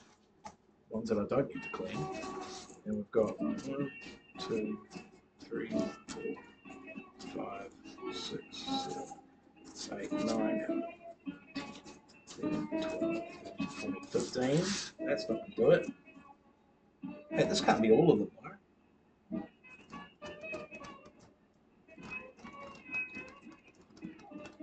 Maybe it is. Okay. I'm gonna have to get more creative with my what's clean and what ain't.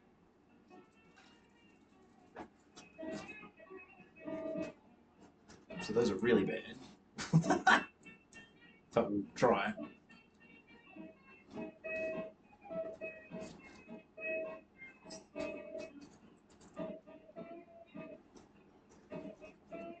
Ugh. That's good. No. No. Okay. So these are just okay. That's really bad. Okay. Wasn't there. We'll go through these ones again. See, that one there is looking not so bad now. However's that. Yeah, no, pretty good.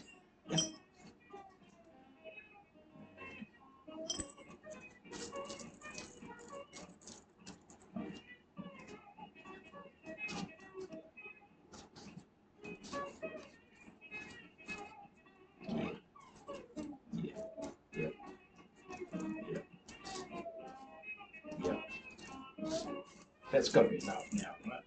So the 6, 15, 21, 26, 27, 28, 29, 30, 31, 32. Right, there you go, 32.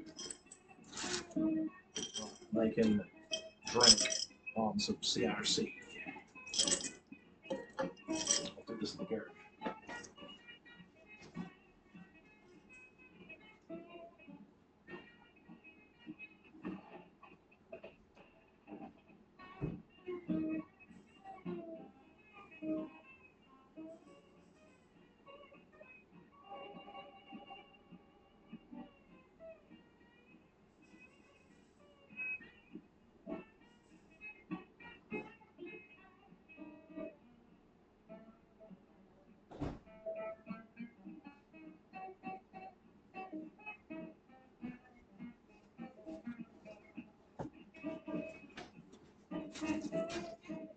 Great. So I've given myself 20 minutes to get through this lot according to my time schedule. That's not going to do it, is it? Just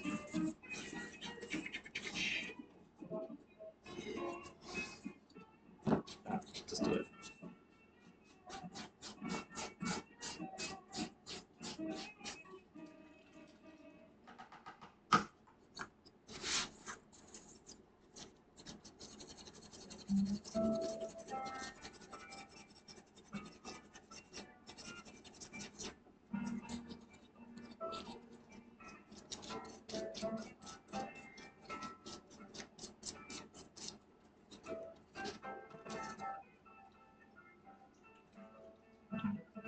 those on this.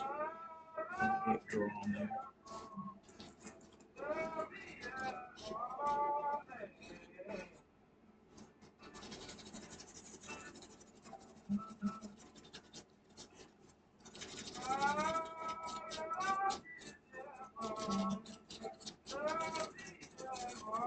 They're cleaning up all right, so that's good. They are rough. Oh, there, I lost it. No, I got it back.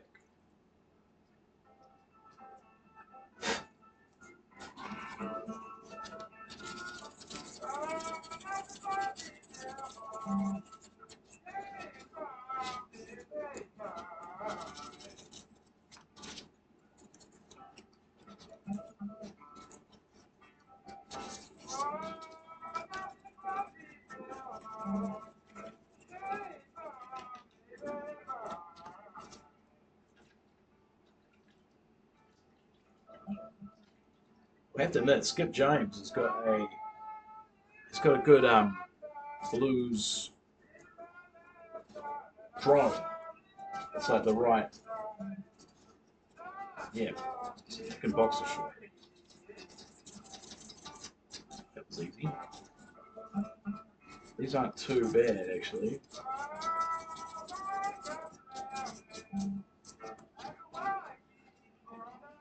Good gravy. I might have to tumble those up once to be fair.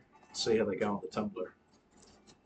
But yeah, the tumbler is annoying to use because it's a homemade job. I have to literally sit with a drill, and because I can't voltage control it. I don't. I have to like sit and like just gently press because you can't. If you hook it up to anything automated, it just wants to run away because it's a drill. It's not it's not designed to go slowly. And it's literally just a glass jar like this that I put clean sand in, and it's the lid for the jar is bolted onto something that attaches to a drill. It's my homemade tumbler. It's pretty cool. But yeah,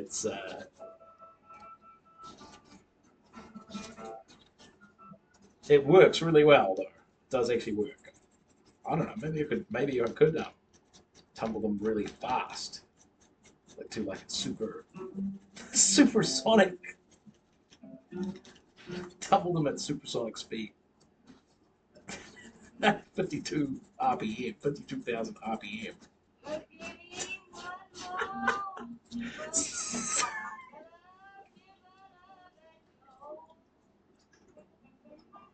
Just blast them into it. Oh, okay. Well, okay. See,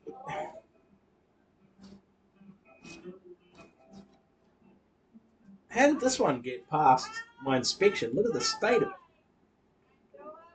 It's bent and the thread is stuffed.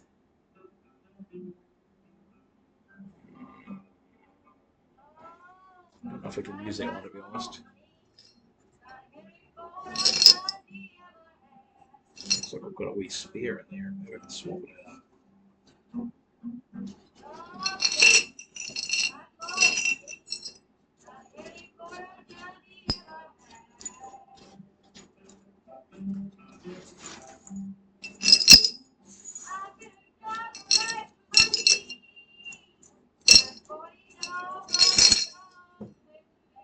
Okay.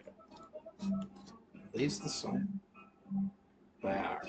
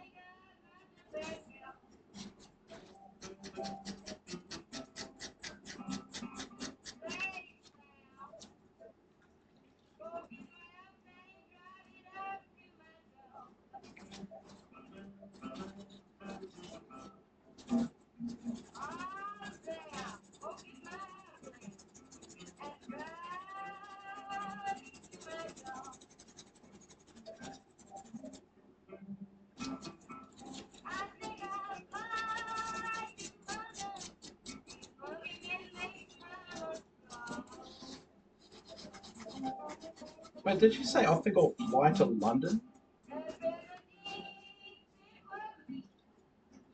Did they have passenger? Did they have passenger planes in the 20s? Wait, um, did they? No, no, surely not. Don't think so.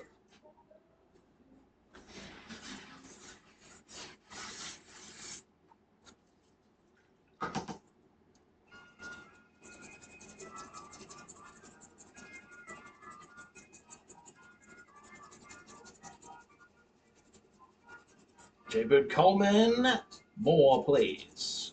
Love this guy.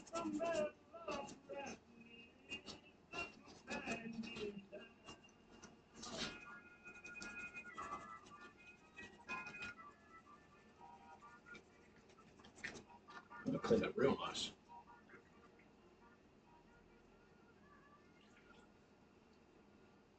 Huh.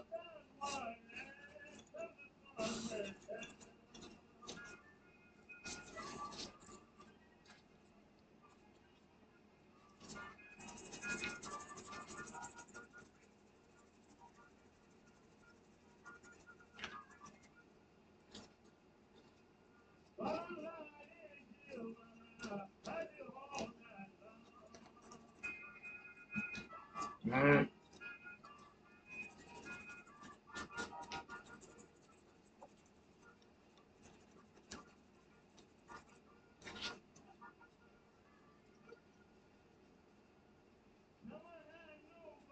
Sure.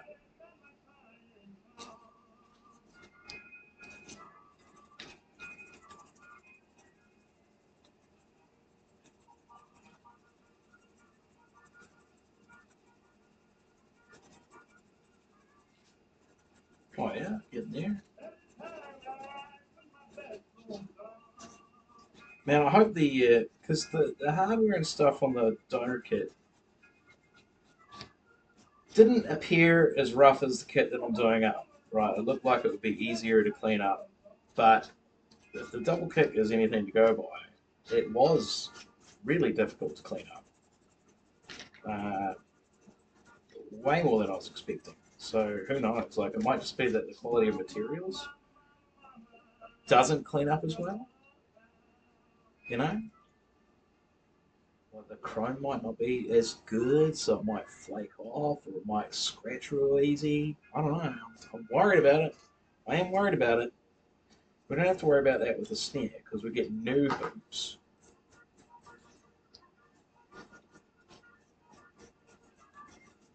And I do have the hoops. I do have the top and bottom hoops of the high tops. So I could just stick with the original hoops. I will. I'll stick with the original hoops. But they need a thorough cleaning. They haven't even seen vinegar yet. I haven't given them vinegar bath. I don't really have anything that's big enough to put them in, to be fair. So that's always an issue. Yeah, because they need to soak. I've heard some people use Coca-Cola for acid baths. And Coca-Cola is pretty cheap. Like it's cheaper than water, man. Which is fucked. But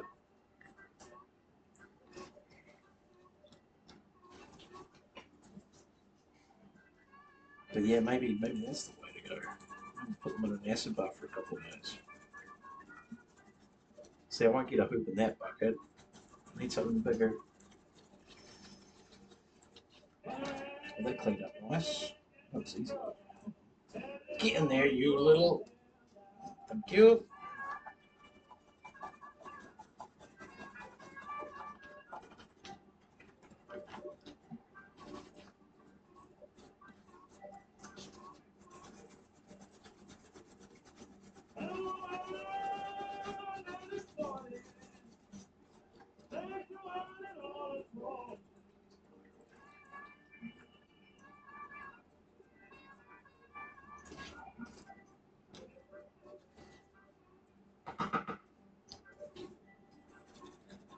Oh, what are you spinning for?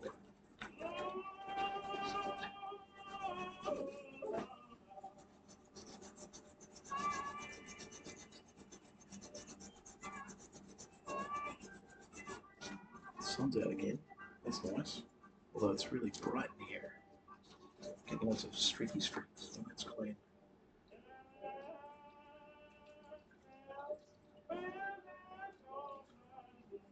Might have to freshen up this water before we hit the shell. And we've got our dampener to do. Where's the rest of it? Yep, that's all there.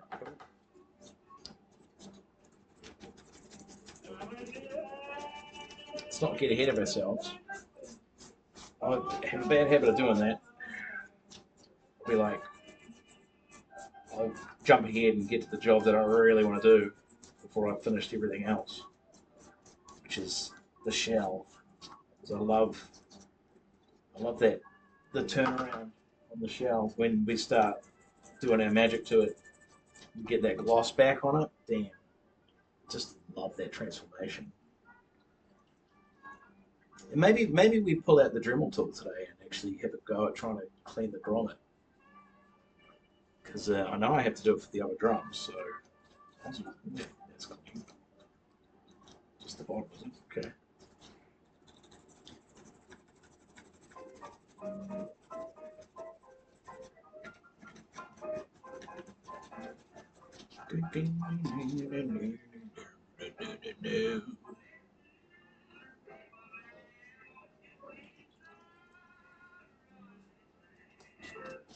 All right, into the super rough ones. Well, but not the roughest in the world, apparently, because these are the better of the lot. That one is real bad. Start with that. So it'll make a difference. To be fair, this is up against the shell, so ain't nobody seeing it, but just the, that's not going to add to the longevity of the kit, though, which one of the reasons we're doing this is so we get a bit of life out of the old girl. Because if we don't do this, then it's just going to start rusting up again from the inside out. Well, they actually cleaned up really nice, so I'm not too worried. Yeah, brilliant. I wonder if these have got zinc in them. Man, let's go with this one here. This is one of the good ones. It's got something on it. Get out of here, you little.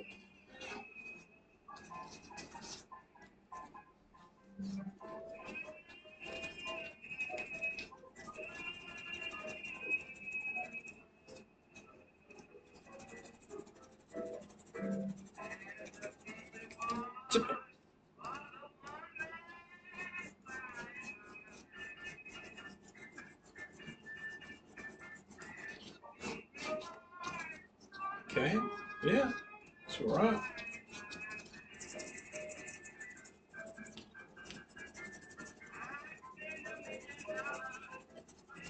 $1 million. $1 million in 1920s.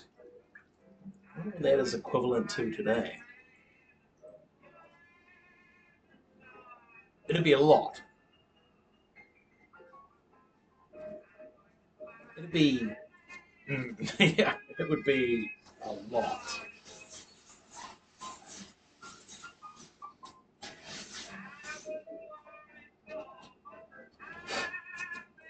Close enough. For jazz.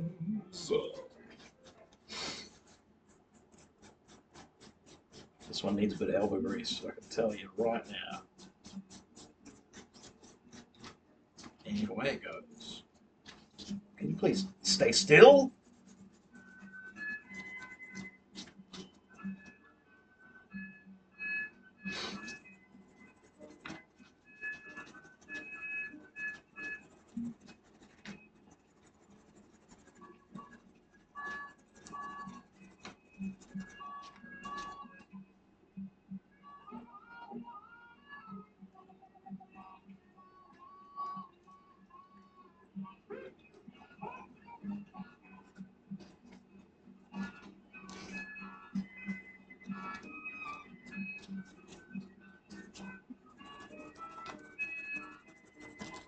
Boop.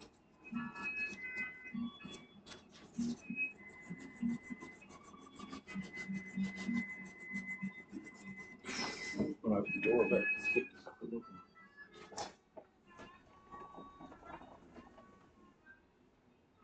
I've actually got blue sky out there. I'm not washing outside.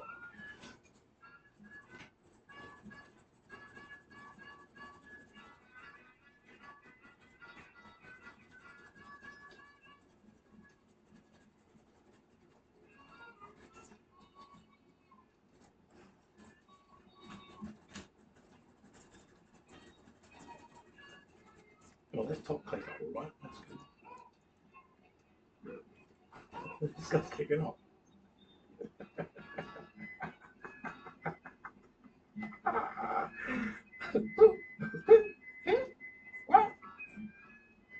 Can't stand it. The music's taking control. He's in the flow. Woo! Get in there.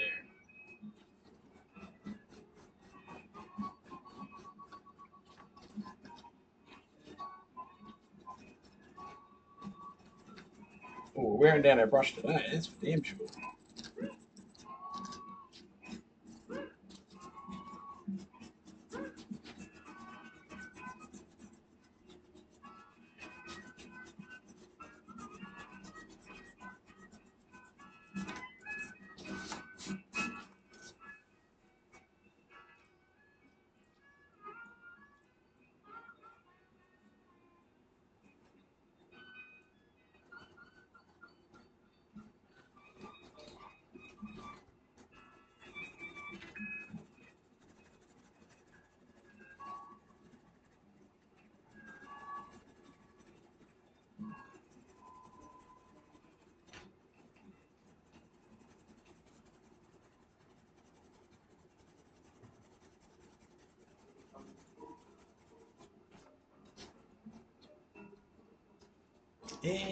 And it's gone.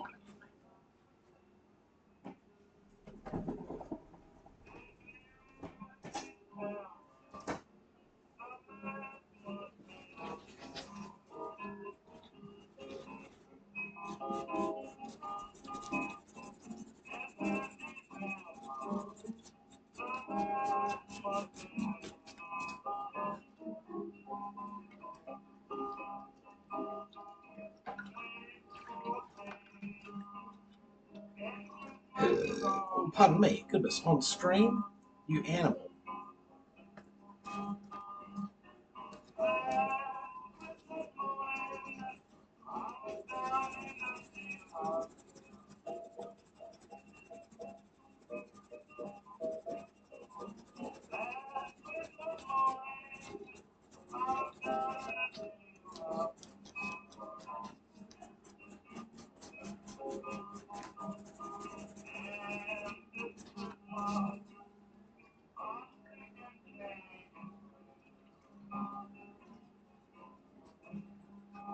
Huh. This one is bad.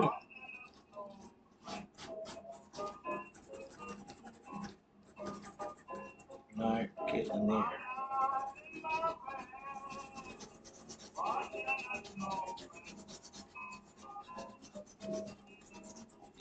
Good gravy.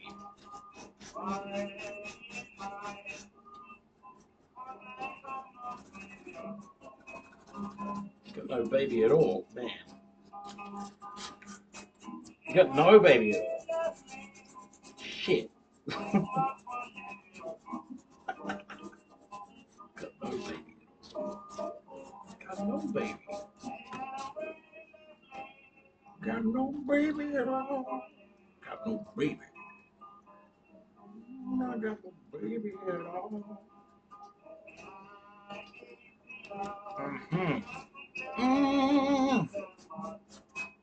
No baby.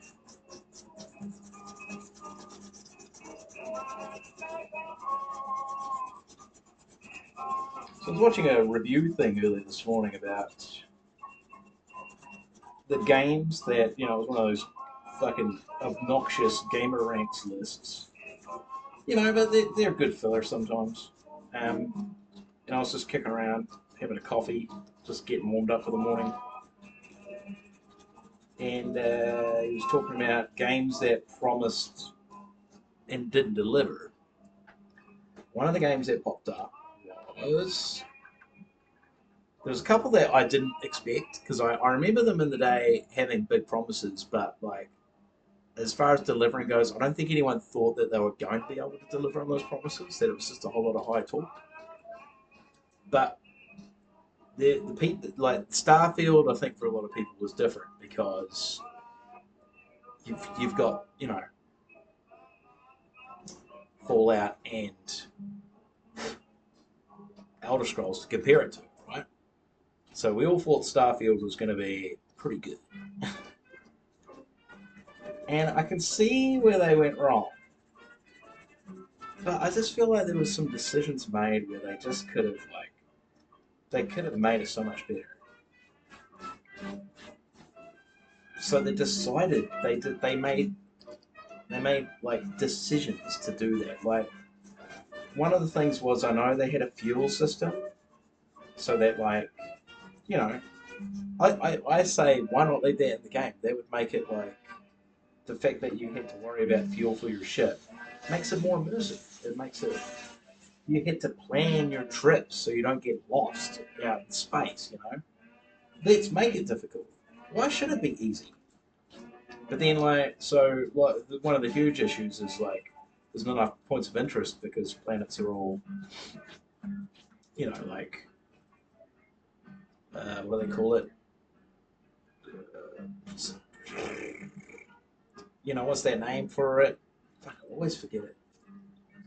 Uh,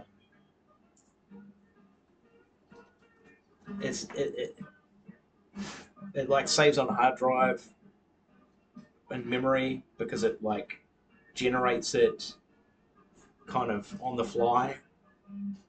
What do they call it? Anyway, so there's not enough points of interest, right? And and to fully explore a planet, you actually have to jump up and out and then go back in zones. It's not seamless. I feel like they could have gotten around that, but maybe that's because they made over 1,000 planets. Maybe they didn't need to do that. Maybe they should have made less planets but more explorable. But yeah, so the points of interest thing is, I feel like that's an easy fix. Because what you do is you just make, well, A, you give yourself a surface vehicle. That makes it a lot easier. Uh, B, oh man, I had an idea about it, and now I've lost it. I was thinking about it when I was watching. I was like, this is a bloody good idea.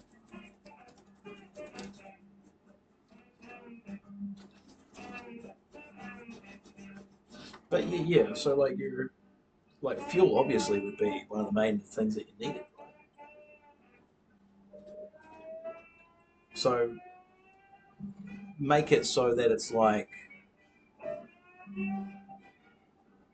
you have to plan it out to get to the next planet, but then you have to get resources from that planet, build up a base, get manufacturing stuff to fuel your next jump to the next planet. And obviously you've got your normal points of interest in there as well.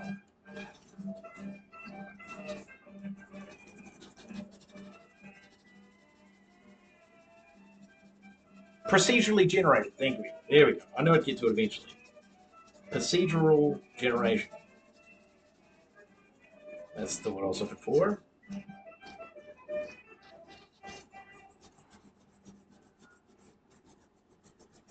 But yeah, the thing that really took me out of Starfield because I was dead keen. I'd been burned by Cyberpunk, so I didn't jump in the bandwagon too hard. But I jumped in hard enough to buy a new console to play the damn thing. So, well, you could say that was riding that wagon anyway. But I was dubious and skeptical, and also willing to step away if it wasn't as good as it was promised, and it wasn't. But yeah, the cookie cutter bases is what really did it for me. That really took me out of it. I think if it wasn't for that, because the shipbuilding in it's fun, although not very diverse. But I had a lot of fun doing it though. And I didn't hate the story. Didn't hate it at all. All right, we've done all those now. So let's just get Sierra a bit cleaned up.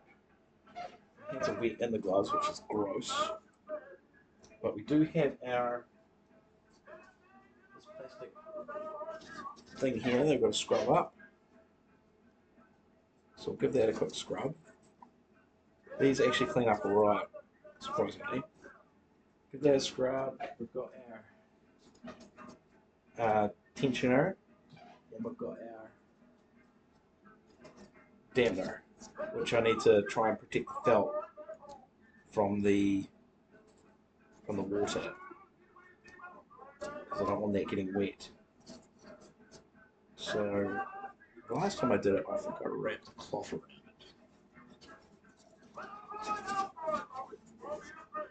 Oh, let's start with plastic though.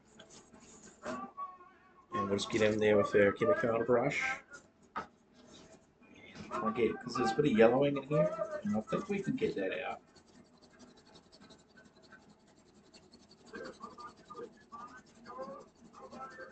Yeah, it cleans up pretty good.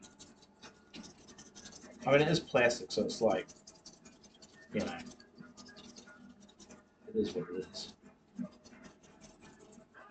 really feel like that instead of trying to imitate Tama with their hardware, they were trying to imitate Sonar, the German brand. That's what it's screaming to me. This is what we're trying to do.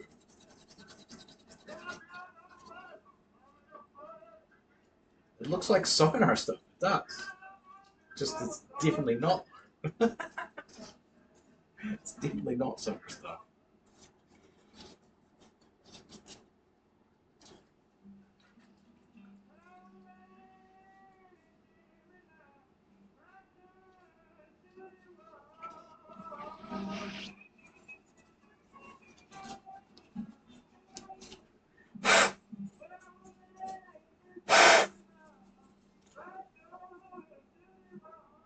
Oh yeah.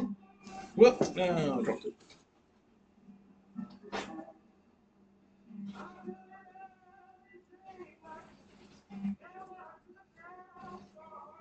This one just needs a scrub.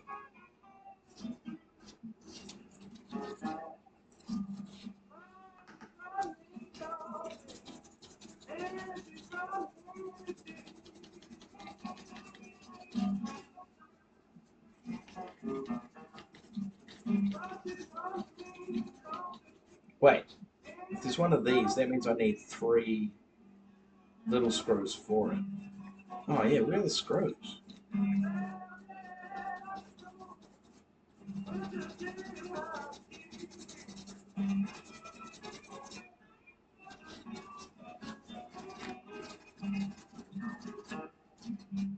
That's clean up pretty good.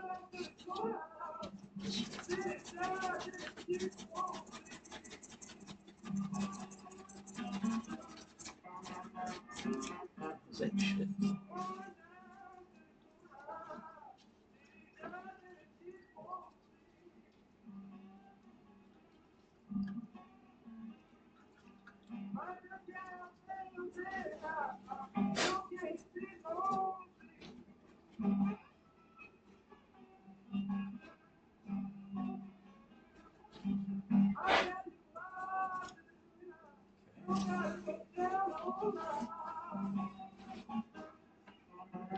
So, yeah, we need 3 little fellas. I'm hoping they're in here. But they ain't. They ain't in here. So these ones? 1, 2, 3.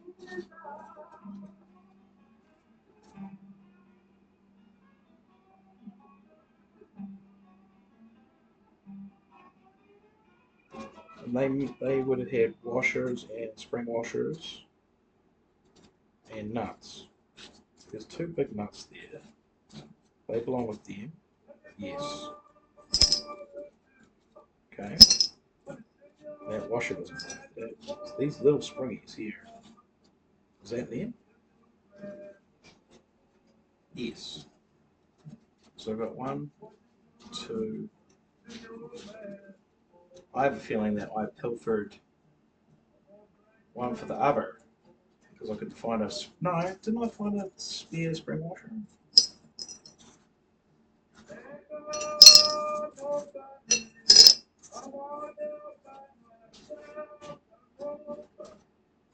Oh, so I'm down a nut.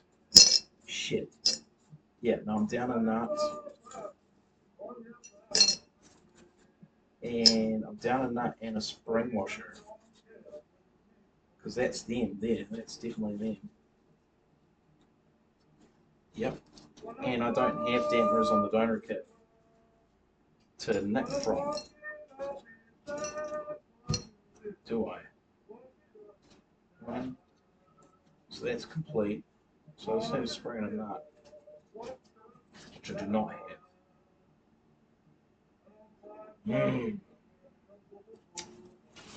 Do I? No, I don't.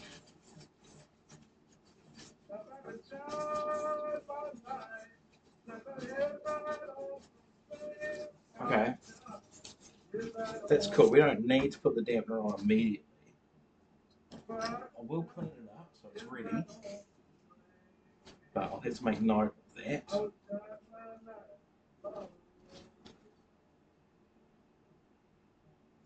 So they can live in there. And that and that.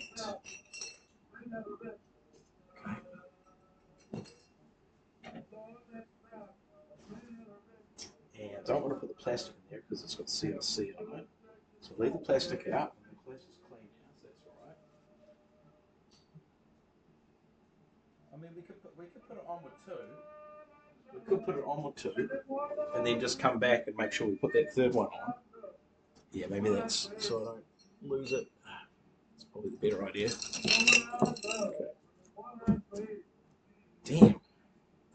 It's a bit of an oversight. I think the last drum we did, I was going through them and going, yep, I need to do that.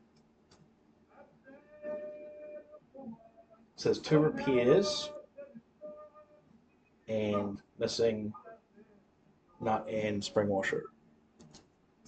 Okay, it's good to know. Cool, alright. Right, so we can clean this up and put it on, but it will just be missing one, which I'll put there. And we have to remember to come back to it. Right, while I'm here, I'm going to give these a quick dry and get them soaking in some CRC.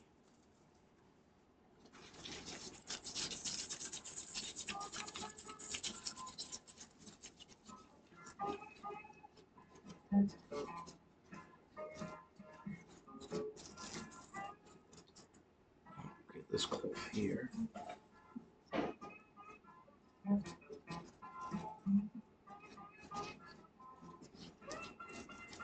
They're cleaned up really good. So it's a bit laborious, but we got there.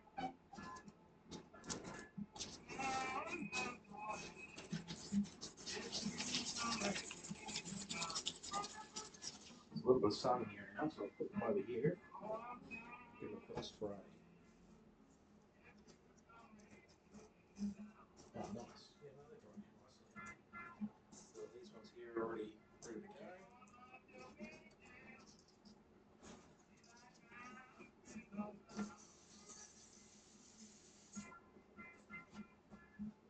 Cool.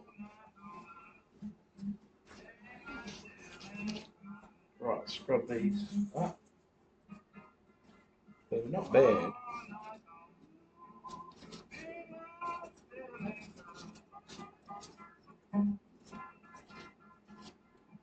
Yeah, they can still do it for scrub though. Where's my tool? Okay.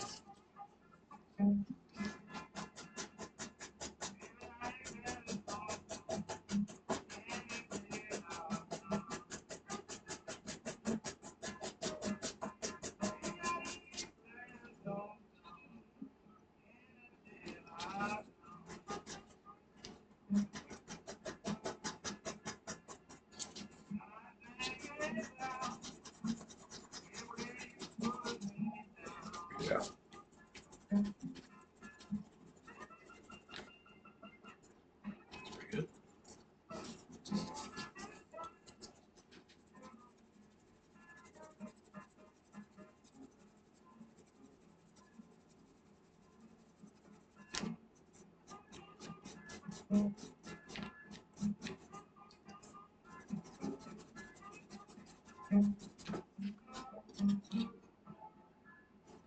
it's tiny. You have to replace that water so it's getting a bit yuck.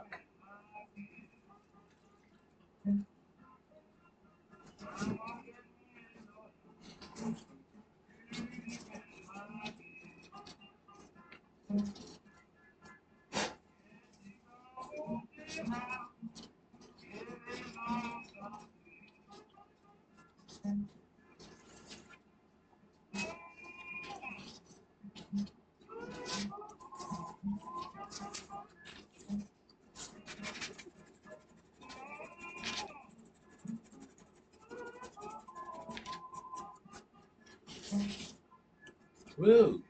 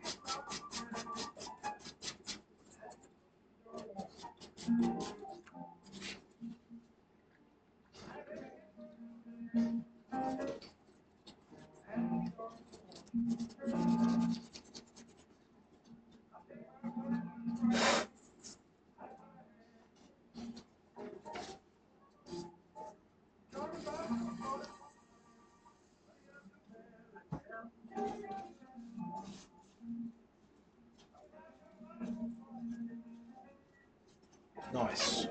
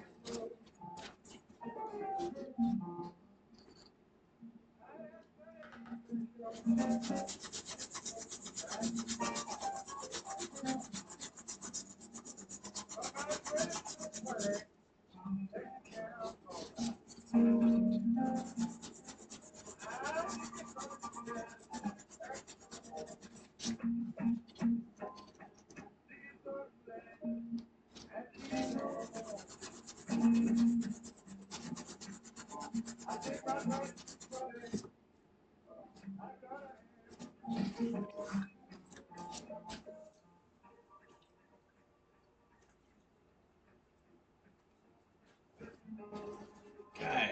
Now this one's pretty rough on the top. I mean the bottom, sorry, the bottom. So we'll give it a we'll hit that first actually. Get in there first. Get a lot of product in there. Let it soak.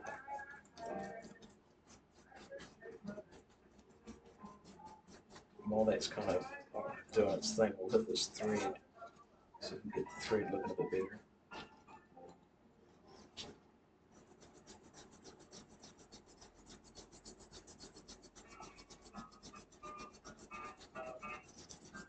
This is probably the tidiest one of them, to be fair though. The other two are much worse than this.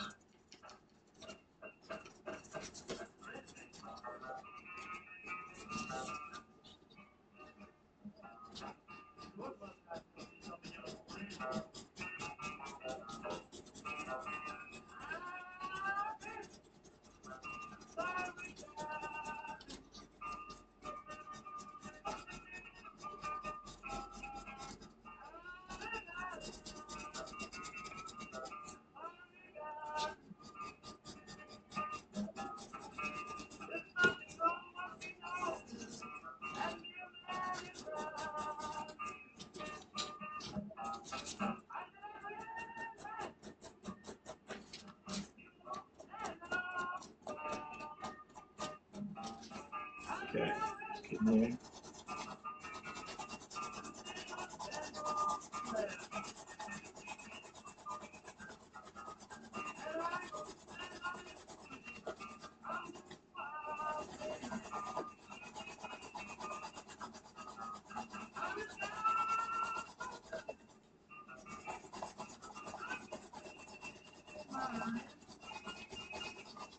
I'm putting quite a bit of pressure on this because it's pretty bad.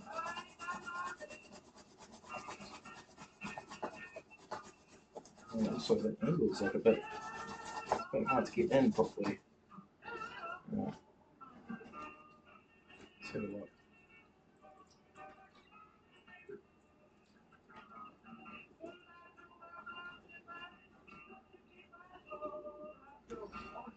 Yeah, rough.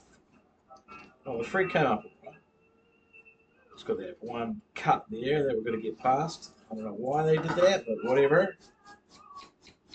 I guess you don't want the bolt that you go through to come off in the drum, so I guess I can understand that. But man, it's painful. And I'm going to give this another pass because that's not good enough. It doesn't pass my standards.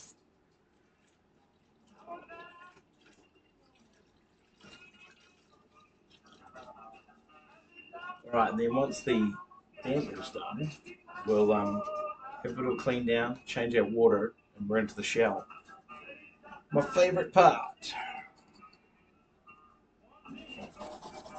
One more pass.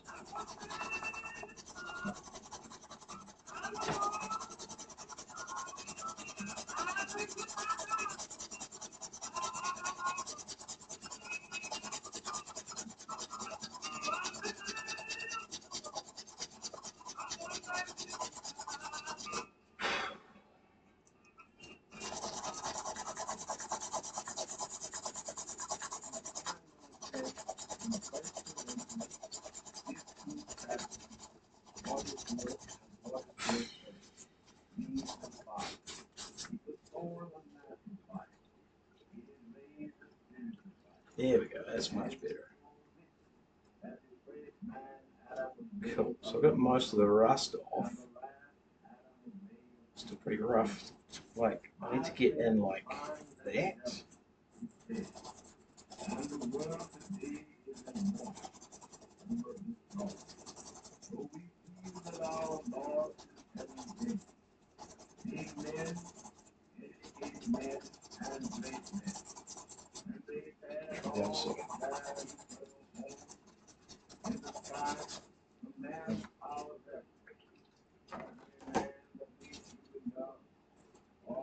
Oh, yeah, that's good. And the top is pretty good. Maybe I'll just do a little polish just for make it look real pretty.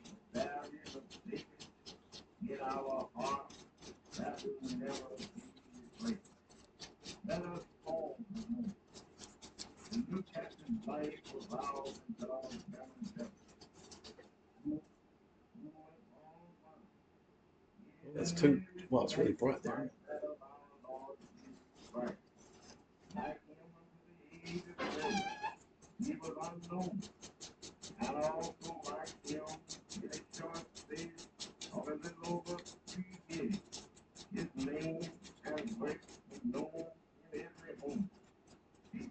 Okay.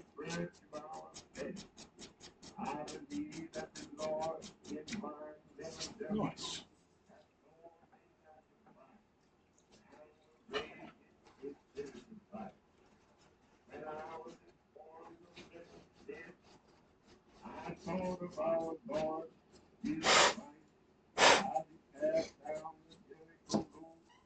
Ah. Okay. Just gonna hit that with some CFC.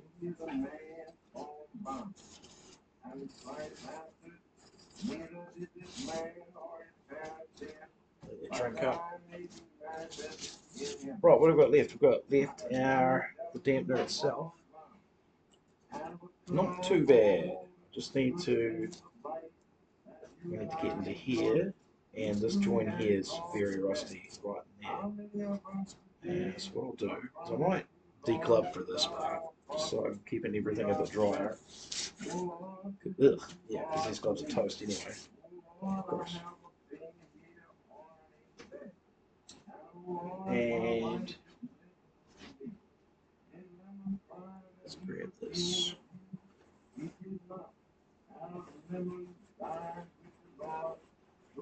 Okay. Do I have a spare? Don't tell me I'm out of rags already. Use it. Got some more.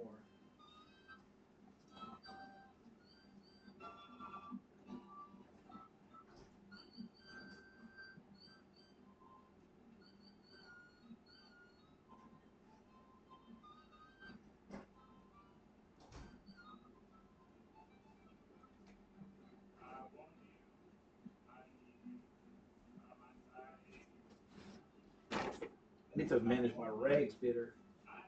Been improving too quick. Alright, this little fella here. Look, my hands are gross. They're all swollen up and wrinkly. Like little leather mitts. Ugh.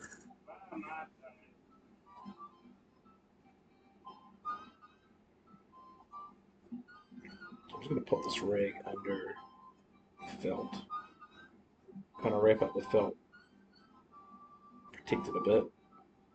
I do have rust in the middle there, which is going to be hard to clean off. How do I even manage that with the other one? Maybe, oh, I might have hit it with a Q-tip. Makes sense. There we go. Right, actually, I'll do that right now. It's going to be little and little.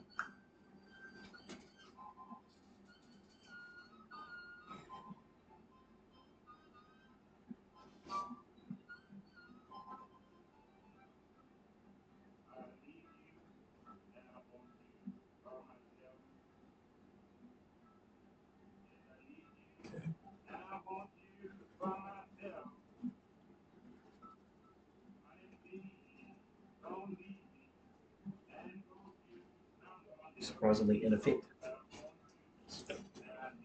Maybe I'll do it. Turn it onto the Q-tip.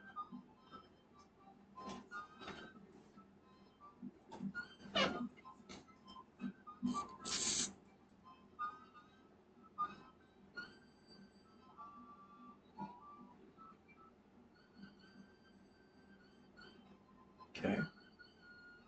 Oh, sorry, got this. See, it's a bit spotty. Just trying to get it cleaner than that without damaging the fill.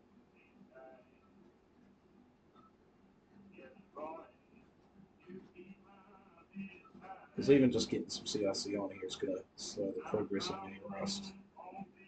And as you can see, I'm not taking a heck of a lot off, so we're getting pretty clean. It's close enough for jazz. I mean, who's looking that close? Goodness.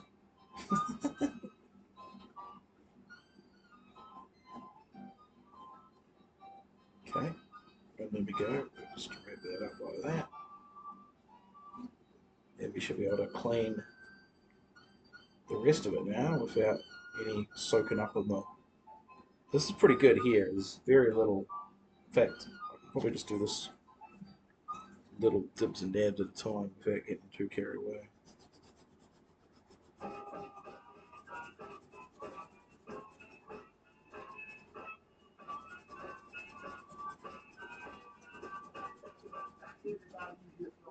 Yeah, that's clean real nice. Then we just rotate that, get into our bit that we can't get to.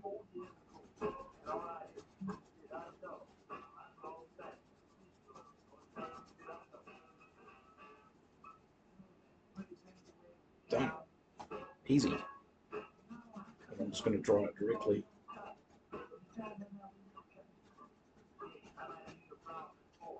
And then a little bit of CRC.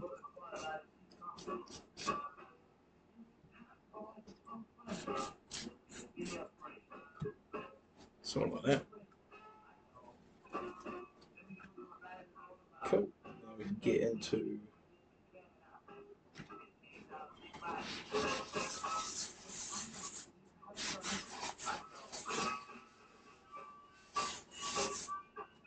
to the stem part here. Well, this is the worst of it here, in the groove. So I might if we get a little bit wet now.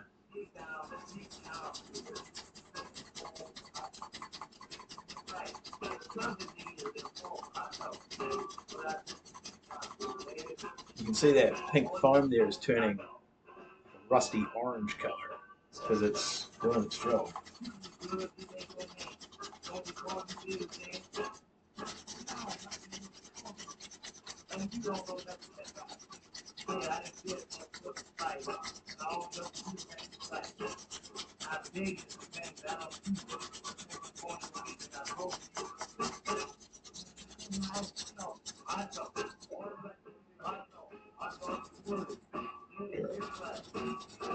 I'm putting my thumb under this to support it, so I'm not bending it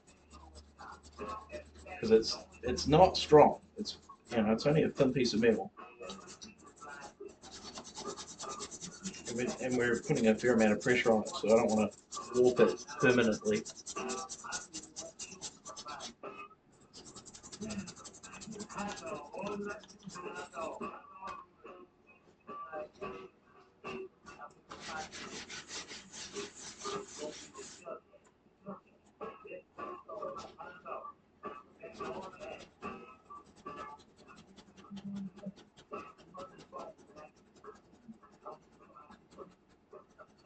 There we go, starting to get some mirror qualities there. That's looking much better. It's a bit more difficult in here, unfortunately. That's not looking too bad, but right in there it's just... See, we have actually removed the rust, but there's just permanent damage in there now. So you can see that see if I can get that to focus up. You can see in there, the rust is actually gone. So it's just that the rust is taken away chrome plating, and we're just left with bare kind of metal, which will hit with CRC to kind of protect it. But the damage is done, unfortunately.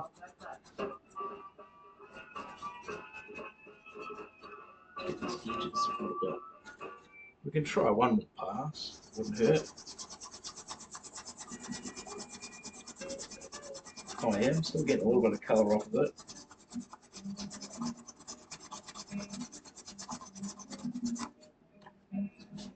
Oh, yeah, that's a bit better. Alright, and right, your side. Do I care? Yes, I do. Unfortunately, I do. Get that steady.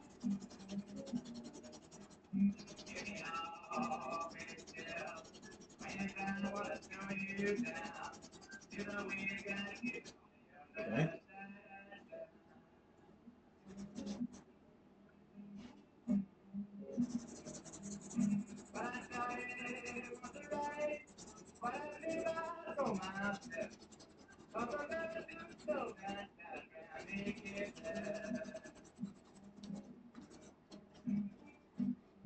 Cool.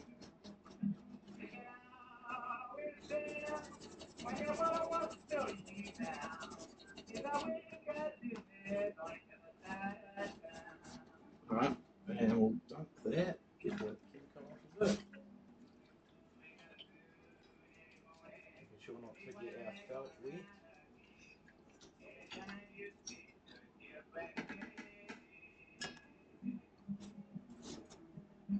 Yeah. It's pretty good. Yeah, well, it's probably the best one we've done, actually.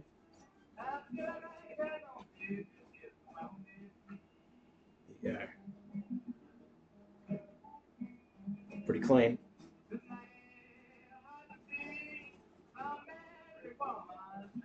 A little bit under there. Difficult place to get to. And that in there is just permanently stuffed, unfortunately. But we're going to do this with our CRC.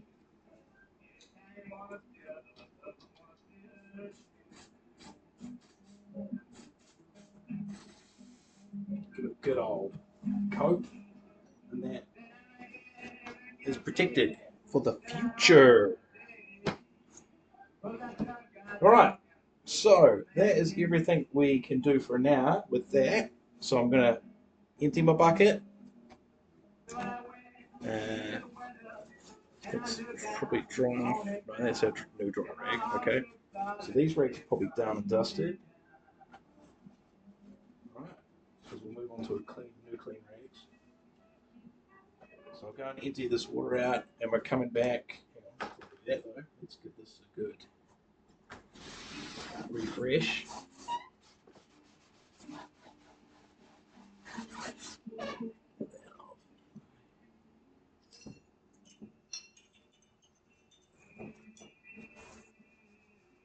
Release.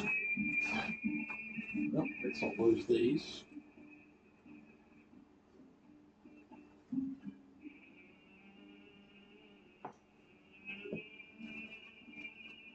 Alright, I'll be back with some clean water.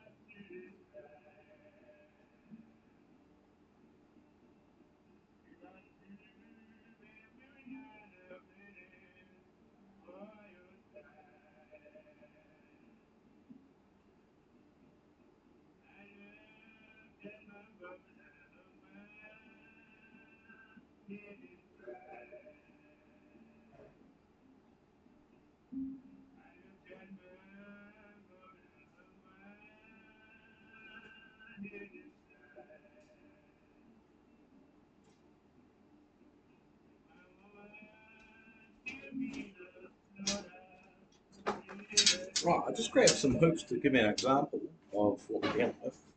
So here's the original hoop. You can see that it's narrow here and it slopes off, and this is like kind of more round, less slotted. It's more round, so it's a little bit different. Now, this is the hoops we're replacing it with, and you can see it's a bit wider here, doesn't slope off as quickly, and more square here and a more square slot. Now, it doesn't matter because we're still dealing with pretty much same size, same round, same lug, close enough for jazz. But yeah, and comparable quality. Like this triple flange tube feels exactly like this triple flange tube. Like there's not much difference in them. You can feel like that one's not sturdier than the other. They're about the same. Although, This might be a little bit heavier, this older one, a little bit, but not a lot. That's the only difference I can see, and they definitely line up, so that's cool.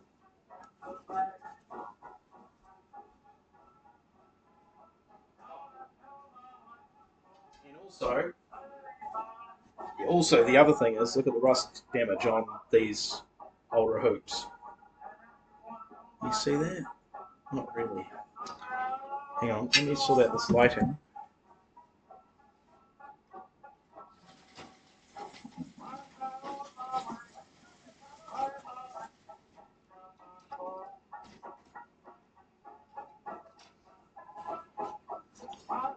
See, you can see, look at the rust damage on these hoops, right? Especially on this, on the right in the corner here, on the crease. It's thick, but then compared to this one, look at that. See, that's what we're working with. So it's like a lot better condition. I think it'll clean up better. Oh, these look like they've been cleaned before, actually. I'm seeing a lot of streaky marks on them, whereas I'm not seeing any streaky on here. So these have been touched before. What the, hang on, what am I looking at here?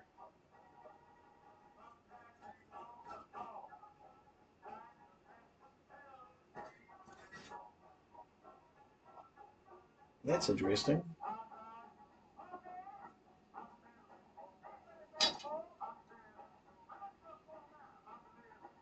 This one actually has, like, you can see a seam on it, which I've never seen before.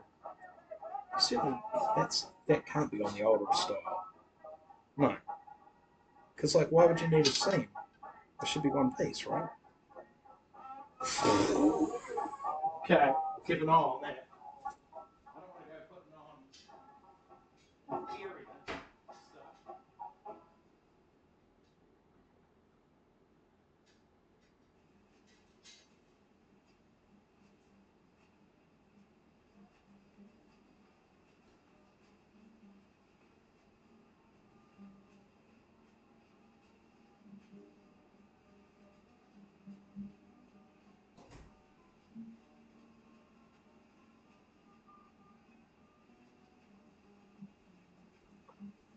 Right, and now it's my favourite part of the show.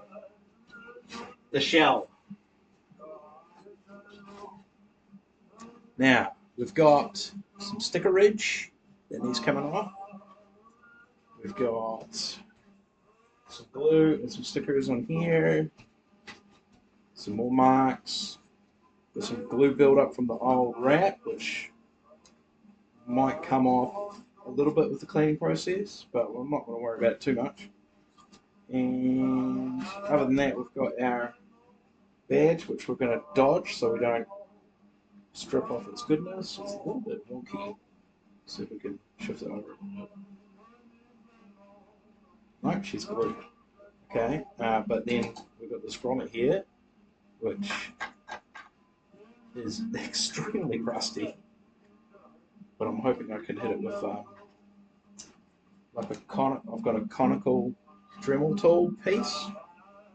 Maybe we can buzz that up and get it looking good. I don't know. I've never done it before, so I'm a bit worried. But punching these grommets out is not fun. So I'm not going to do that. As you can see, we've got our very fancy Zolar coating, which is protecting our shell. And you know what? I think it did its job. I really do. So, but that stops us from applying oil to the drum.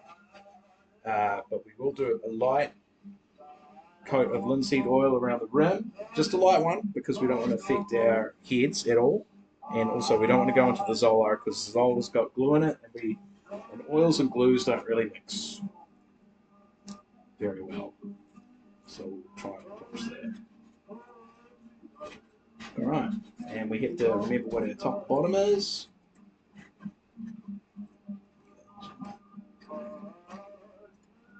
That's just wipes. It's just residue from wipes that I used to give it an initial wipe down. This next part we're doing is essentially a wet sand, and then once it's dry, we're hitting it with like a plastic restorer polish, and we just build it up layer upon layer. And I think we might do 3 layers to the floor tom and see how it comes up. I've been doing 2. Traditionally, I do 2, but we'll see what a 3rd layer does. I just want to see what's going on. Maybe we can get even more luster out of it. But take note of how this color and like the marks on it look at the moment in this light. Just take note of that, because I think you'll find the color, once we get the polish on, it will deepen and it will have more of a luster. And you'll be surprised what you can get out of a plastic. Right. So we need nice cleaning, need a nice dry rag.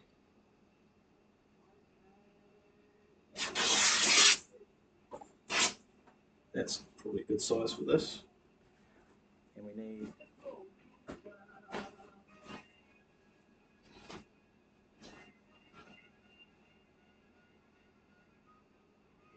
need one application rag,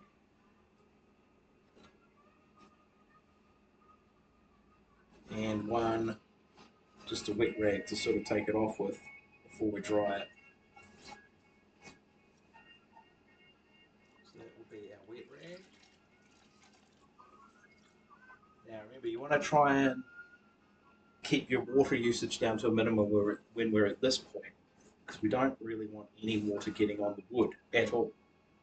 We want to be very careful about that. We want to dodge the holes, and we want to dodge the rim as much as possible.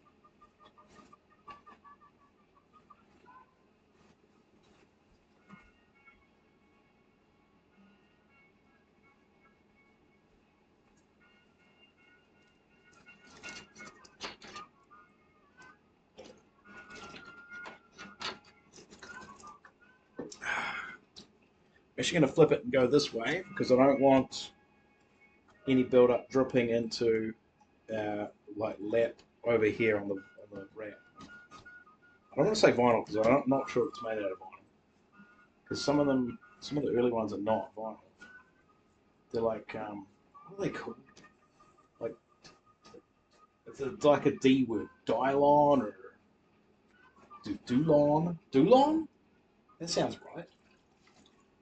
Dulon?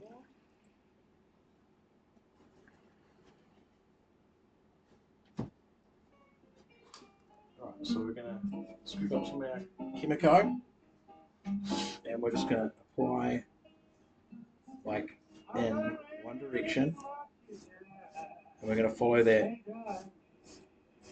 around the whole drum. We want to go up to the lug holes, but we don't want to go in the lug holes.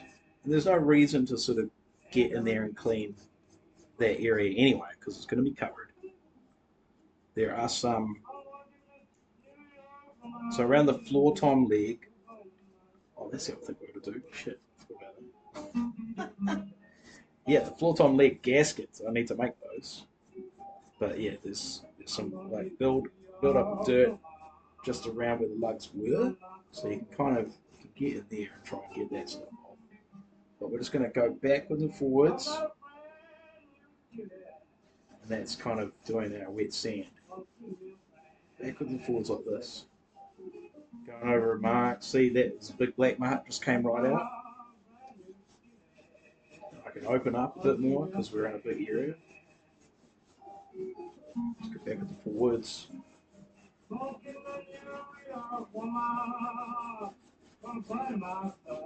Okay. Let's see, we're getting a little bit of water build up around this black hole here. I'm not happy about that.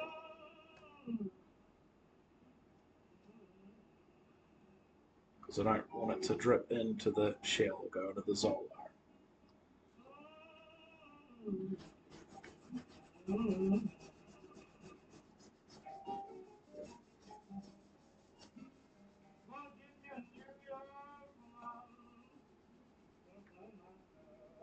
As you can see, we can take out those lines, no problems. Okay. Now I'm going to get my clean rag. Actually, I might as well just inverse this.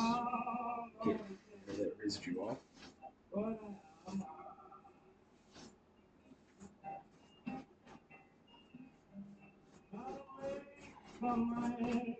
Cool. Whoops, I shouldn't have done that, goodness. Put a big line on that. Clean rag.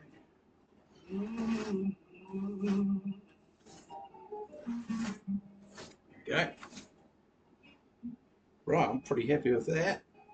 I don't think we did that area. So this is our kind of our start point. So pass the sticker and we're finished. So we'll go this way and we're up to the scene here.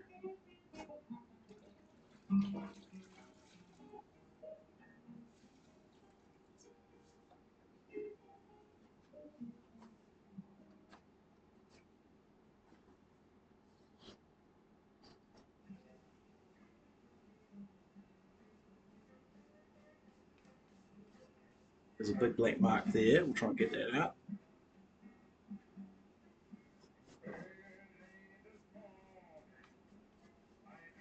Now we do have to get into these and get those the marks out of these creases because our new floor tom holder leads aren't the same size. Unfortunately, it'd be a freaking miracle, damn near impossible for me to find this new sound kit the correct holders. It's a dream.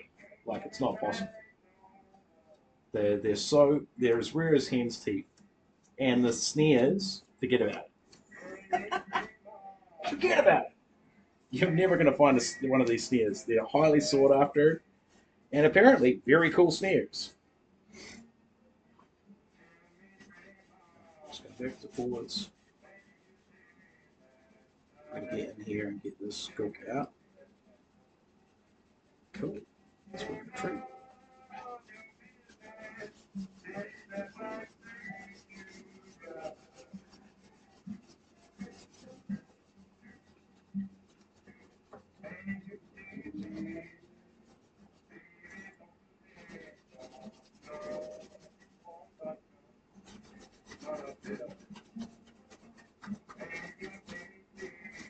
Now, because we're up to the fold, I'm just going to go one direction only, because I don't want to push Kimiko up into the glue area.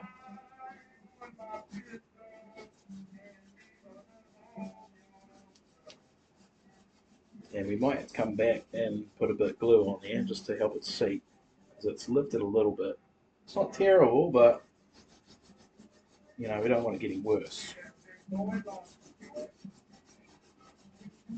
Right, where's that black mark there? Right, we need to hit that a bit more, I think. I'm determined to get it out. Yep, she's coming. Oh, yeah. Yeah, cool. Okay, so that came out. Very good. Cool.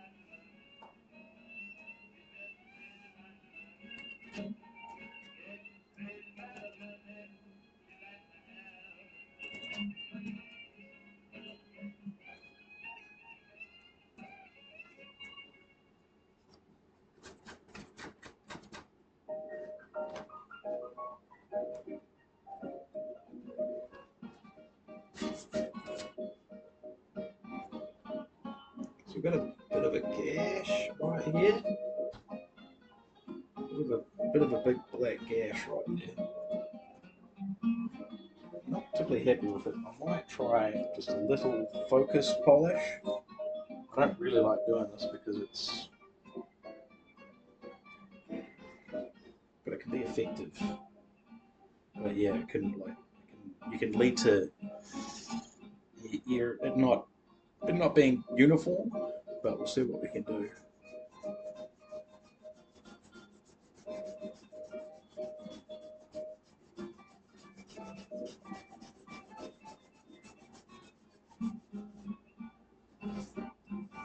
Well, that's much better. There you go. Well, excellent. Well, and I mixed up my rags. Damn it.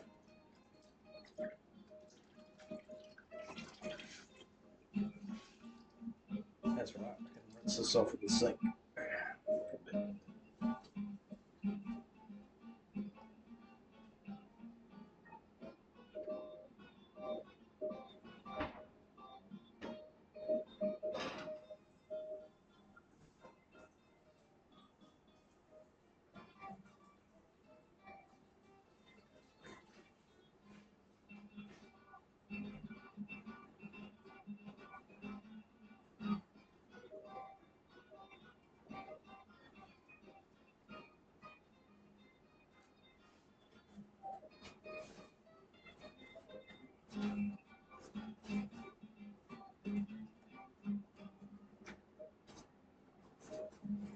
Right.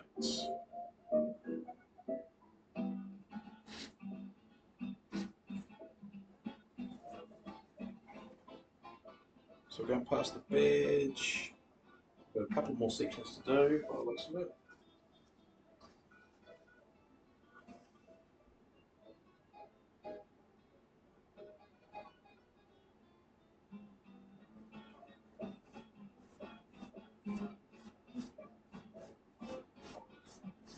Got a big nasty bit of just next to the badge there.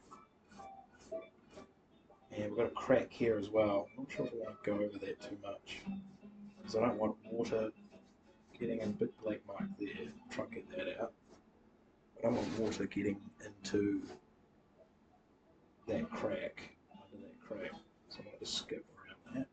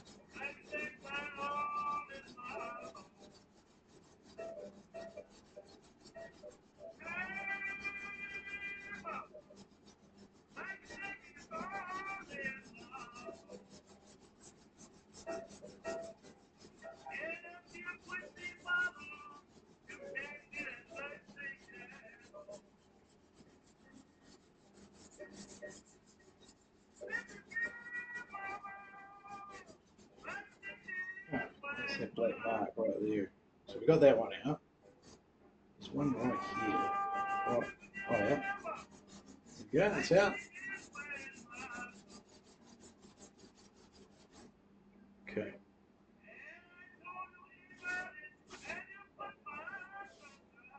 Push it away from the badge. I don't want this chemical getting under it. Cool.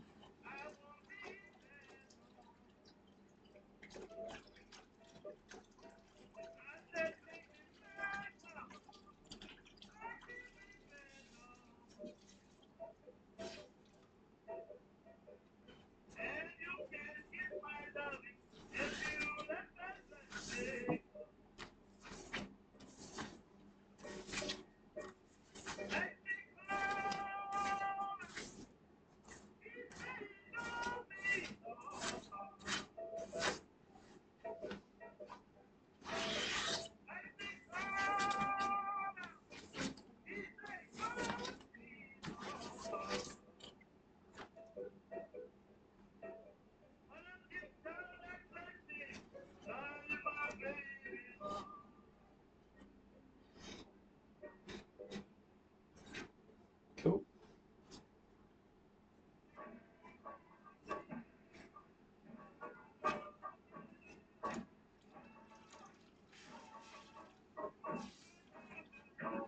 Alright. We've got our last section. I'm just going to rinse this rag out again.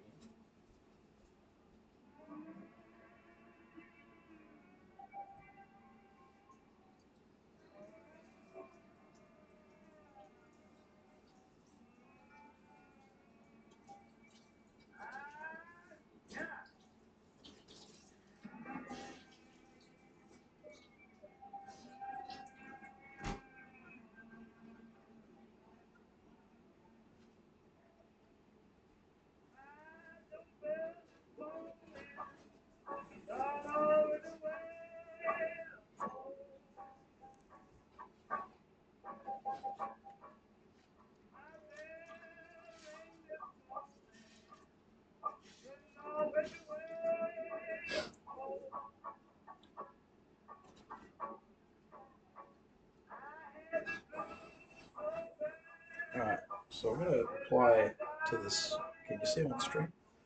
We've got a big sticker here. Yeah, right there. I'm going to apply this fairly wet and fairly thick to that sticker. Get that heat up on it. And come back to it after it's soaked and give it a scrub. And you'll see the spot there. There. Quite a dark spot. Try and get that out. And also up here. And then we should be almost around to where we started, if I remember rightly.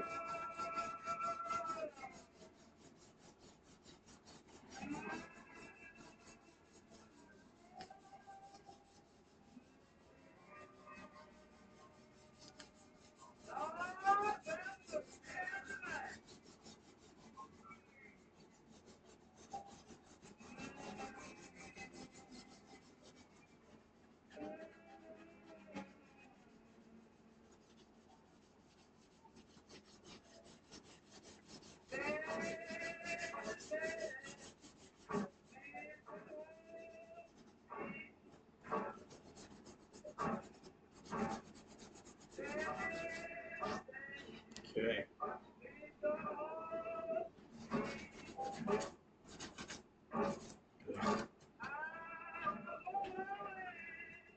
Try to get the sticker off.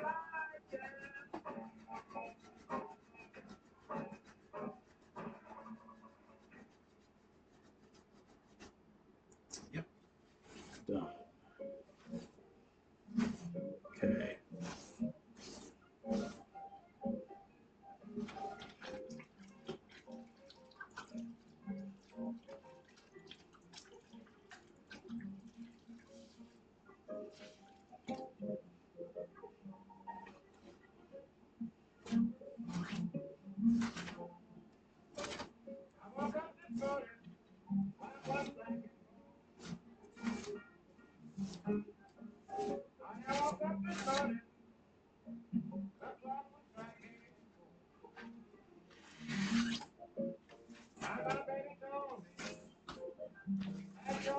Now we want to try and take care of any marks or discolorations in this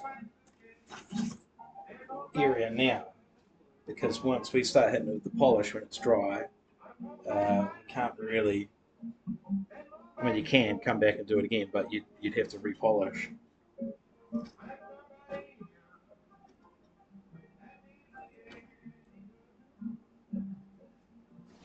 Right, so we got that sticker off and we got that mark off, but we did not get this mark here. I don't know what's going on with it. It's like it looks deep, so we'll try and give it a little bit more scrubber dubs. And also I see there's a part up here I missed, so we're going to try and get that. Where's my dry rag? It's got a bunch of water on the shell. So we'll do some more concentrated spot polishing. Let's let that eat up in there and here. It's very close to the rim, which I'm not happy about. You probably won't see it, to be fair, because it's probably under the rim.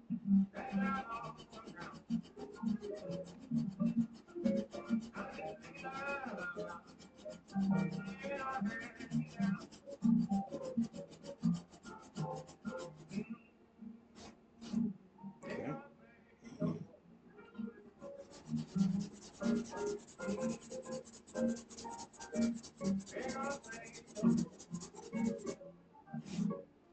Oh yeah, that actually worked.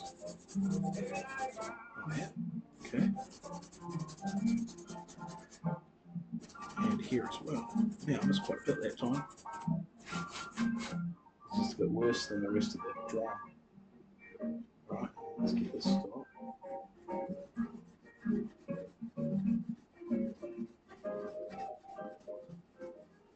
Not putting too much pressure on it because you don't want to blow the shell.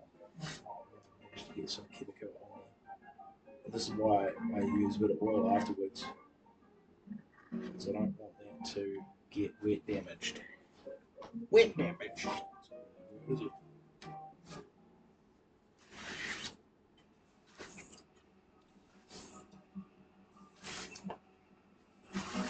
Okay. Right. This glue in here is not great.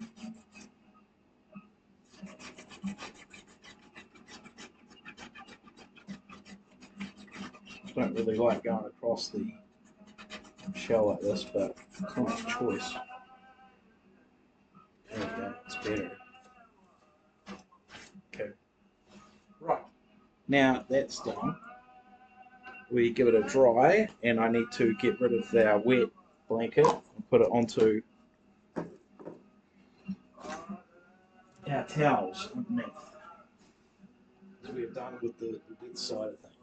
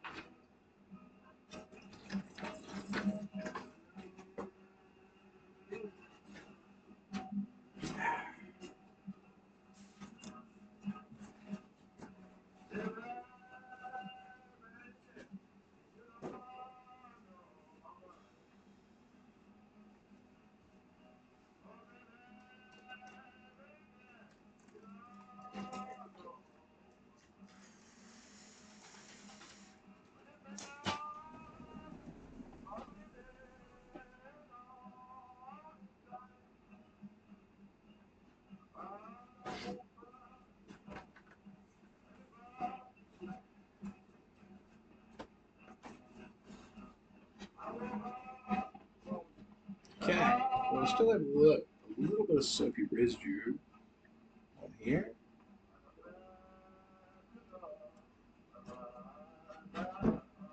And,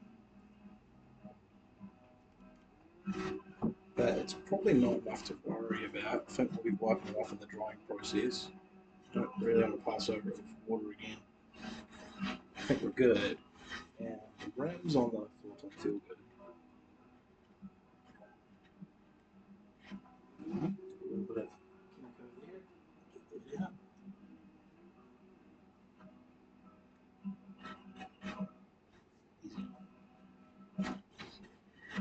Cool. Right, let's hit it. So just a dry cotton rag. I'm just going to go back and forth like this.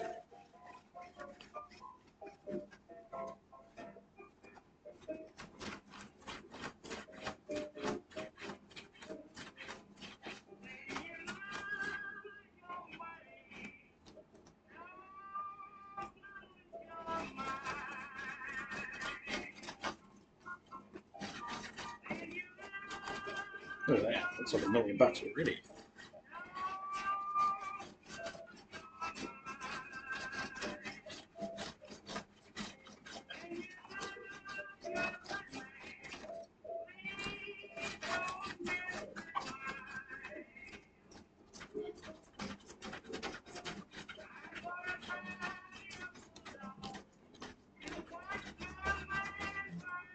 And once again, the reason I go back to forwards like this, with this kind of direction, is to keep it uniform. I've had,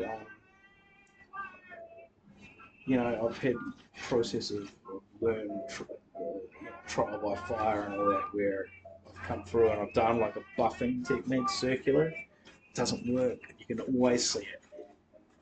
So just try and keep it one direction. Even if you decide it has to be that way up and down, like maybe you've got a pattern that goes that way, but you just keep it one direction. Because you will get swirl marks.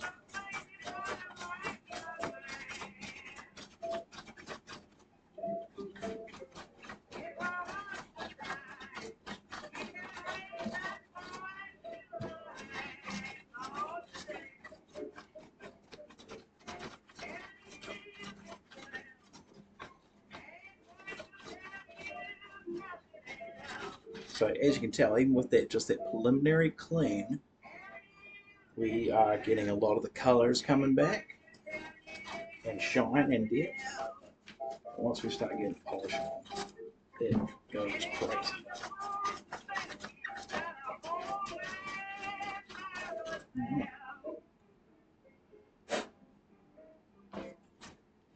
It's pretty good.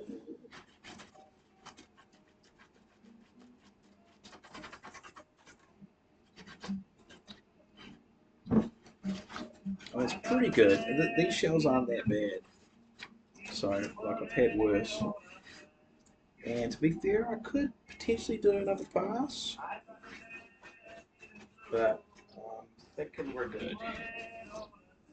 So, let's get a polish.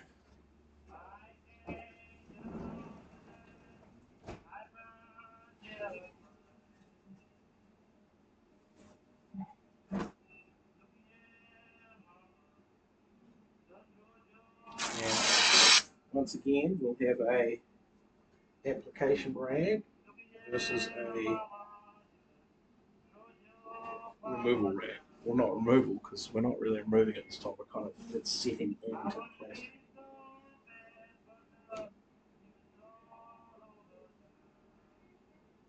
But yeah, like I said, we're going to do 3 coats on this one, so that'll be interesting.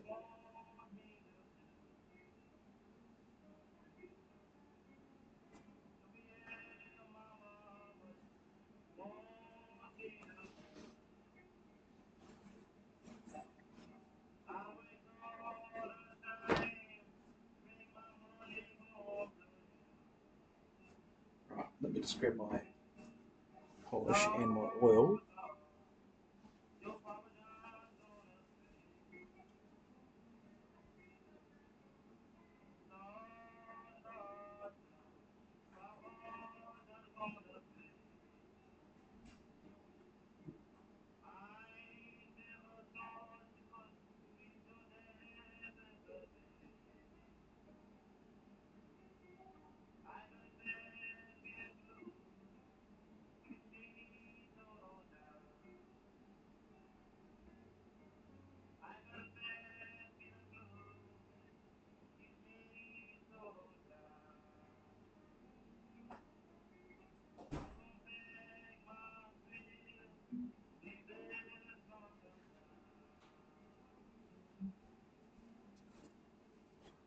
Right, so this is literally just car product. It is a CRC liquid armor, restores and protects. Vinyl, wood, plastic, rubber. It's safe on all sorts of things. Um, this stuff is a bit smelly because it's got like a musk, so I'm not completely sold on it. There's Armor All Protectant. It's really good. Original's even better because it kind of comes out as a thick gel. This kind of goes on as a spray, but they do the same job. And to be fair, it's just silicone. It's pretty much just silicone. And I do have a silicone gel that I use for tires, uh, but I wouldn't use that on this because it's probably a bit too thick. You know, you want to go on lightly. All right, let's get into it. So we're starting from the badge, working around, way back around to the badge. Okay. Sorry, that was a bad start. What am I doing?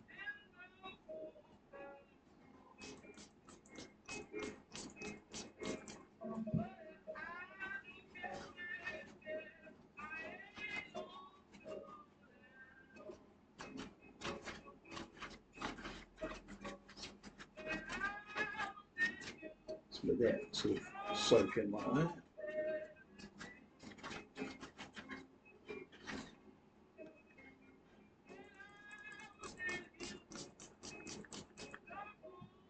So this is, I'm putting it on pretty thick. You wouldn't want to be much thicker than this to be fair. But we'll come back and do a second coat, and like I said, we're going to try a third coat on this one.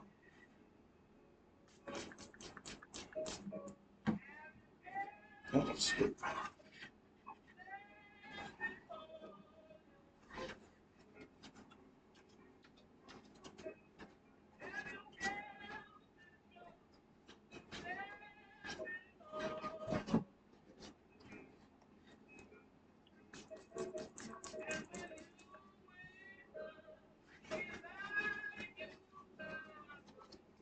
And you can actually feel the difference in the shell. It will start to become a bit more supple, and you'll feel like a gloss start to kind of activate.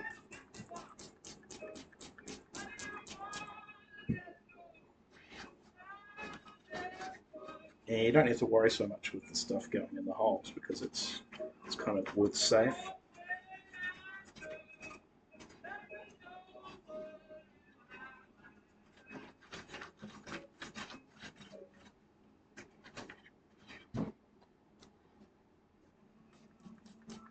Cool, and we're back around to the badge.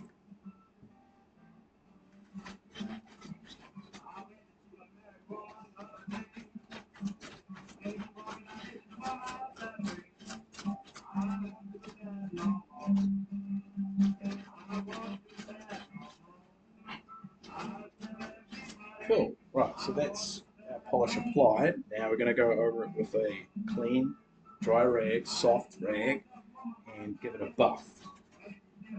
So it's kind of had a chance to soak in a little bit, and we're just kind of just giving it a buff. And you'll see that your marks in the shell, it all becomes kind of like secondary. You won't be able to see them as bad because the light's reflecting off of the shell better. It's a bit like how clear coat works on a car. But man, they look amazing. And added bonus, smell very manly. Musky. Musky smell. Tell you what, it's hot work though. Might turn that heat on.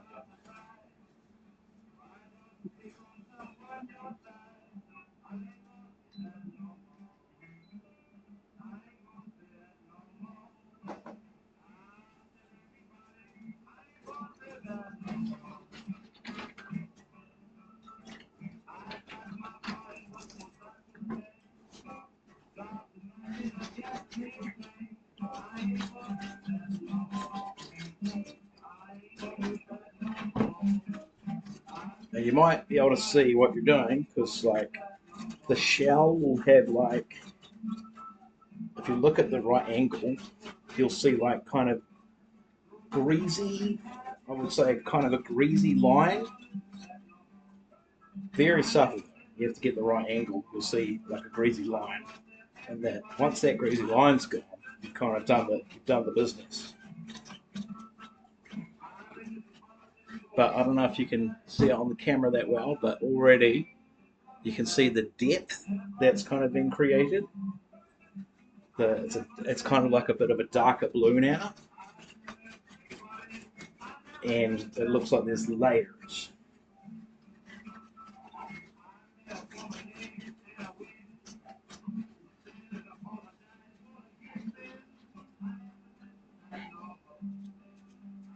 Oh, here's a good example of, I don't know if you can see that, there's like right along here, you can see like this is where I polished, this isn't, there's some greasy kind of streaks, and then it's gone. And you could say, well, I mean, like, you know, it's like with cars. You could say, oh, what are you doing? You're just putting a product on, and then you're wiping the product off. You've literally done nothing. You've achieved nothing. However, I'm happy with my method because the results kind of speak for themselves. Something is happening here. I'm definitely doing something to the shell that is restoring it. So, you know, when you're doing something and it's working and it looks bloody good, you're doing something right. All right, we're back around to the badge, which means we're down to our second coat. Right. And like now that I'm looking at it, I'm thinking we're not going to be doing that third coat because two coats it's already almost at full luster. Another coat is going to be crazy good. So I think we're good.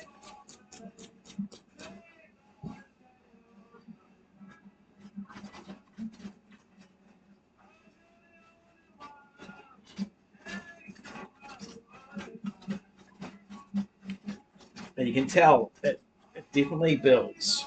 Like I can already tell that coat has given it more shine again and more depth. Look, and you can also see that the kind of the lines that were a little bit introduced from the cleaning process are gone.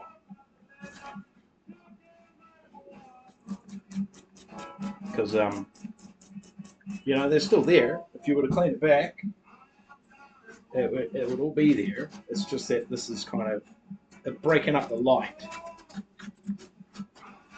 so you can't notice it. But yeah, if you want to get down with the magnifying glass.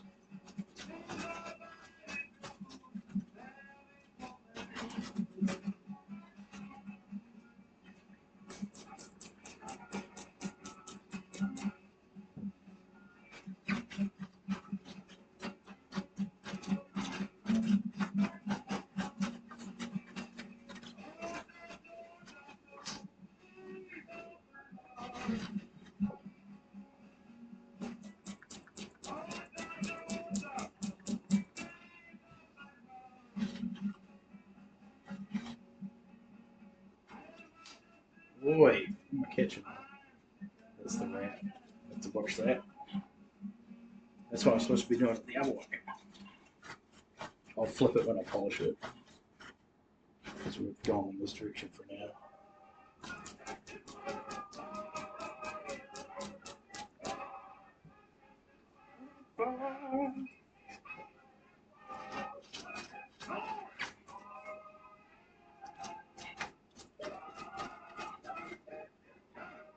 Now back to the badge. Let's do a little join them up.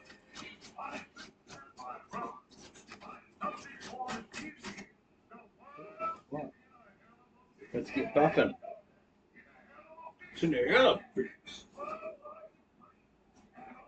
Cool. Right. And where's our crack? Right there. Totally not even worth repairing. It's got nothing going on. Don't worry. Right, I'll flip this so we don't catch that wrap again. Right.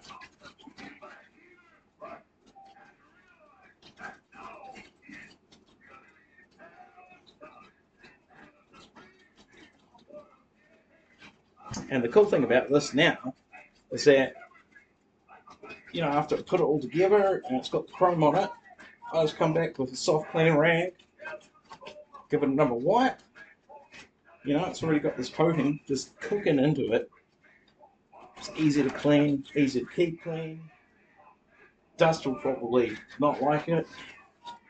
You know, it's pretty glossy. And man, I'd love to see this kit on the stage under some lights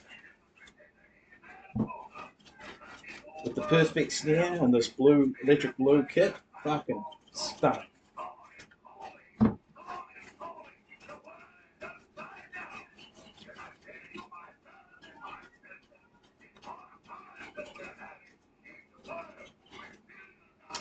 Oof. This is this is much harder work than the smaller toms because you can kind of put your arm in it and go to town. But like this, you kind of have to take your time. So the kick is going to be that's going to be real fun.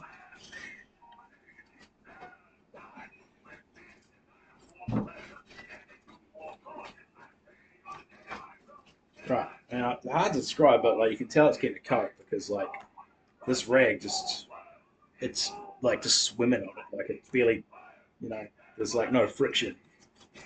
It's glossy, candy coating.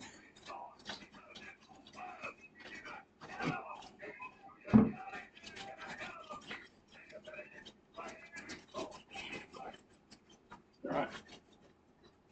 Okay, and obviously with the second coat, it's a little bit greasier, so we might have to keep buffing for a bit. Uh, it's pretty good. All right, now at this point, I'm going to apply my linseed oil.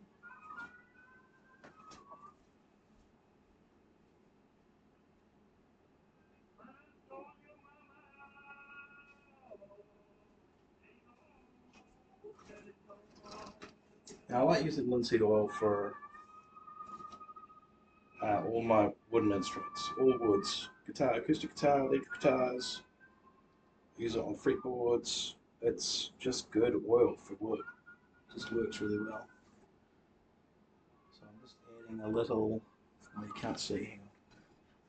So I don't want to get on the Zolar, so we're just going around here. We're just adding a little line, just letting that rim drink up a bit because it's it's been 100 years since it's had any love, and it's dry, it's brittle. It's not doing. It's doing its job, but it's like you don't want it to get caught on stuff. And a little bit of wind damage there. That's not good. It might hand here as well. Okay, did not notice that. That one there is very not good. I'll have to do something about that one.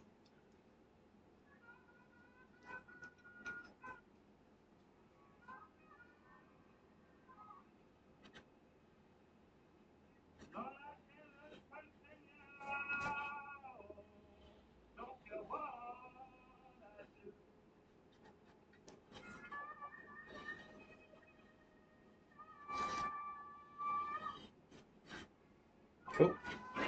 Swap around.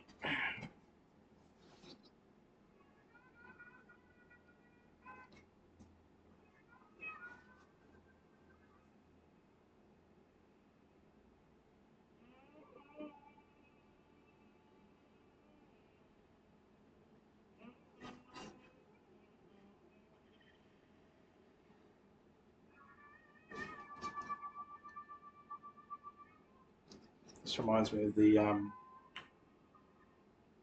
the track on Cowboy Bebop for I think the episode's called "Me and the Devil Blues" or "The Devil Blues" or something like that. So got a really good harmonica solo on it because the main antagonist of that episode is a harmonica player. Well, no, notch out there. It's a bit rough. So right here. Don't really want to do any wood work. Maybe we can have some honey wax. Although honey wax will eventually eat through a head. But we could flesh it out.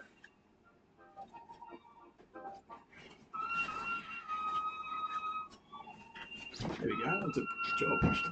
Right. Cool. Right. So our bottoms are in the front. So we'll start with our bottoms. Putting our lugs back up. All right. Into it. And how are we doing for time? Oh yeah. Not great. I thought that would take me a little bit longer because we've got 4 extra lugs. But yeah, we're definitely we're gonna hit the 4-hour limit, no problems. All right, just gonna get into it. I'll just double check that these are all dried out and the CRC is doing its thing. They're looking very good. See here, there's no water in there. That's all CRC. They've been draining the whole time. There's a heat pump blasting on them. I think they're pretty good. Right. And I need my trusty and our screws that we're actually going to be using. It's cleaned up really good actually. Didn't take too long for that.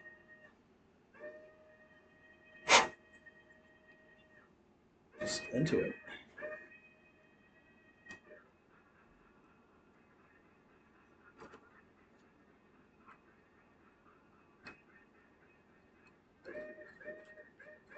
I'll try to get them in by hand first, then tighten them up.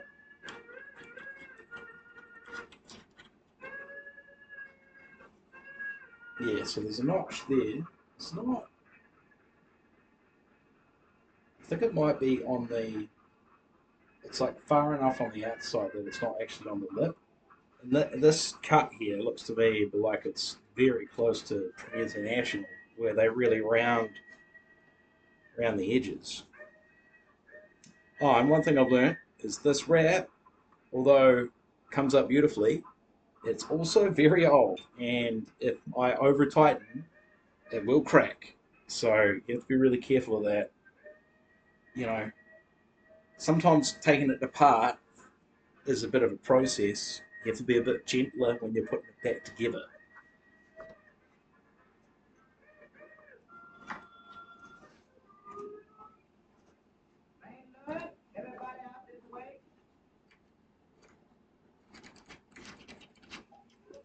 Also, you can, because the washers will have a slight curve to them, because they've been pressed up against the shelf or so on. You're doing it by fingers first, your finger tightening it, you'll find that the washers will seat like where they're supposed to be before you come back around and tighten them.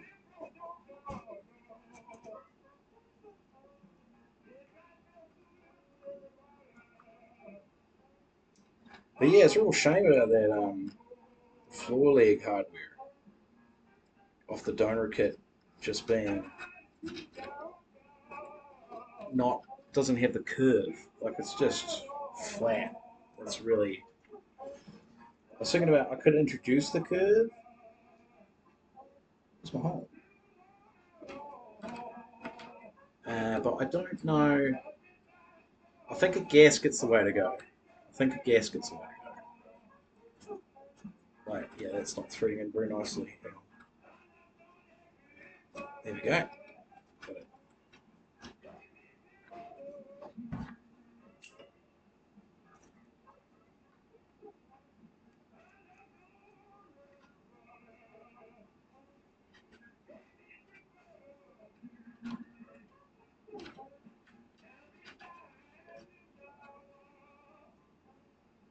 This is the part where I get there and I'm like, I've miscounted.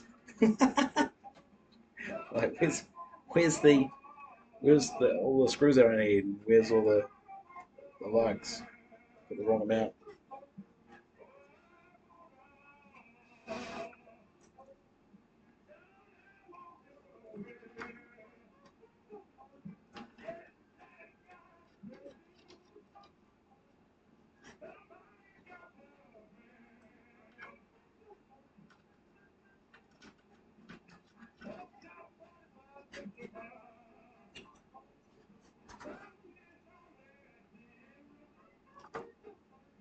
Oi! Can you stay seated, please?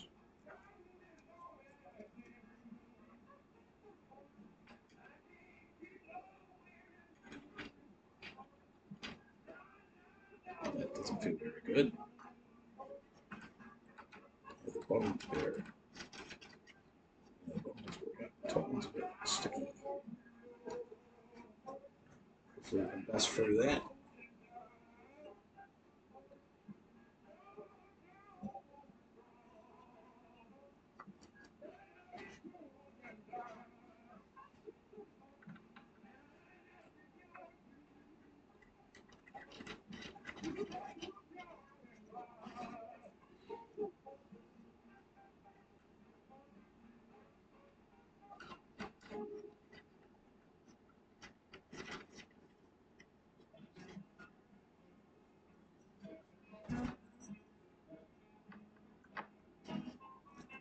Do you have one of the floor tom holders off? Floor tom leg holders. I'm going to show you on stream what I'm up against. Got to find the rubber. I have a feeling it might be a bit thick. Like I might need a thinner rubber to do it with.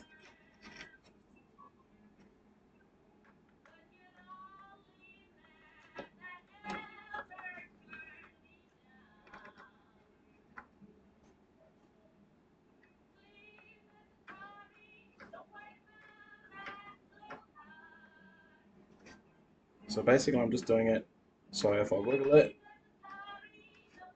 it's not moving, and I'm not like, and I'm getting to a point where I'm using a little bit of force, but I'm not going, if that makes any sense. So, because you can feel it, they're still wiggly.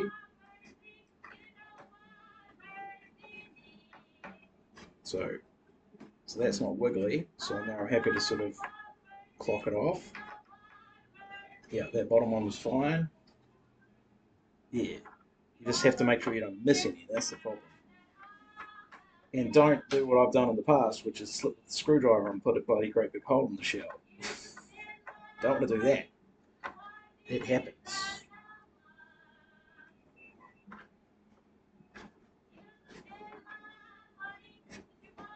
That's good.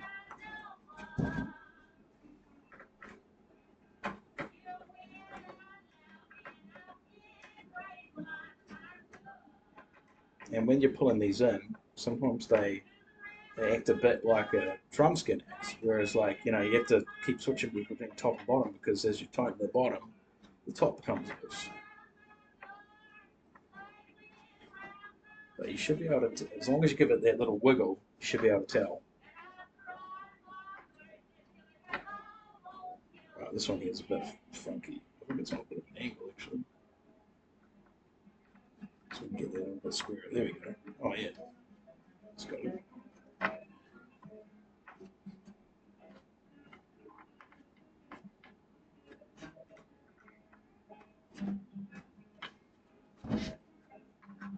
Should be almost back around. I wasn't counting. I'll keep going until I can't tighten. How are we doing for time? 15 minutes.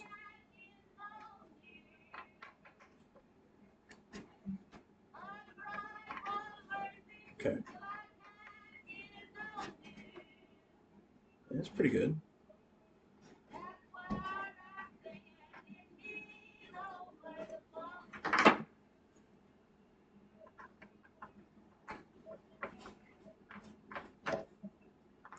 This one is not leak friendly. Okay.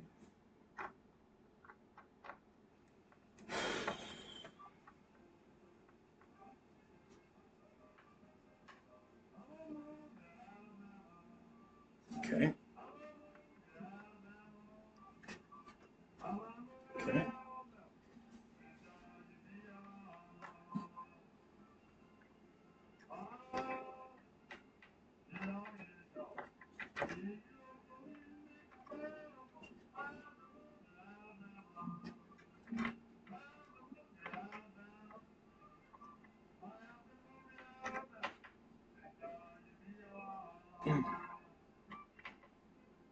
Okay. That feels pretty good. And we should be back around.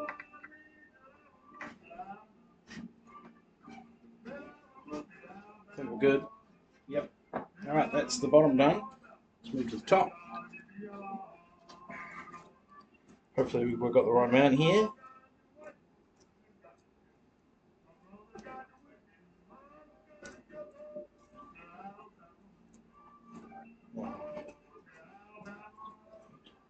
Two, four, 6, 8.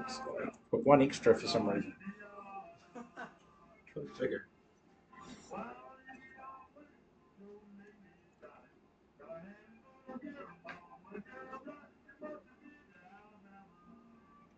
And remember, we've got one that is broken or bent, so we'll have to find a replacement for that for the kick.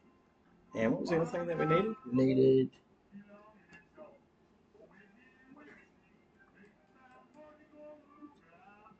that didn't go on very nicely. We needed spring and a bolt for that little one to finish off the damper. That does not feel good. Hang on, we're cross-threaded. What's going on here? No, just. Oh, yeah, no, that does not feel good. Hang on. Let's try a different screw. Let's try a spear. Already grabbed it.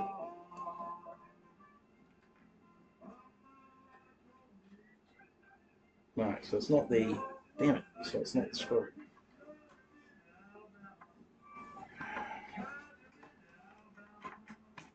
Oh, that's not good. Hello?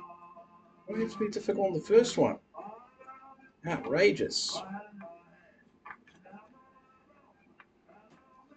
Oh no. Just please keep moving.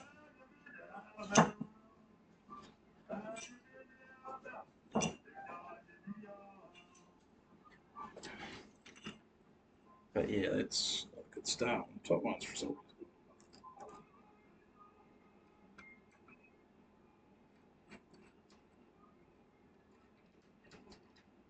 So I'm not CRC the top ones enough because they were kind of clean.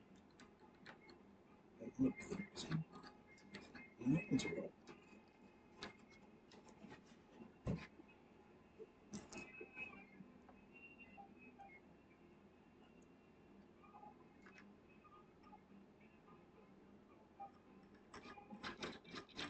That's how it should go. Like that, please. More of that. Yeah, okay. What? Why do the first two have to be so bloody difficult?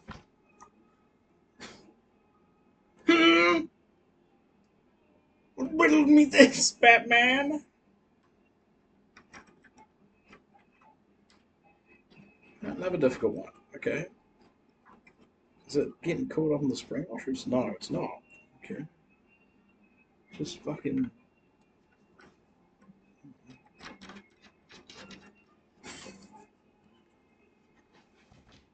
Just, it's gotta, it can't all be easy. Goodness. Then everyone will be doing it, right?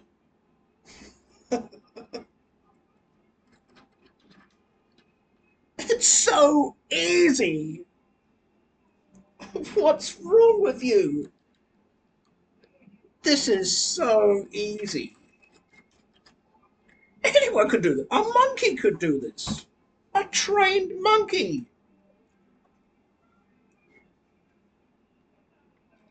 Sorry, I'm just, I'm just going into a bit of a trauma hole there with my fucking. That's how the old boss used to speak to me. Fucking idiot. Alright, keep going.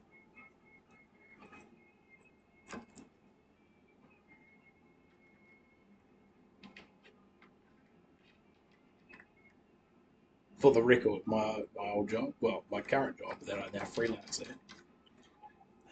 not easy. A trained monkey definitely could not do it.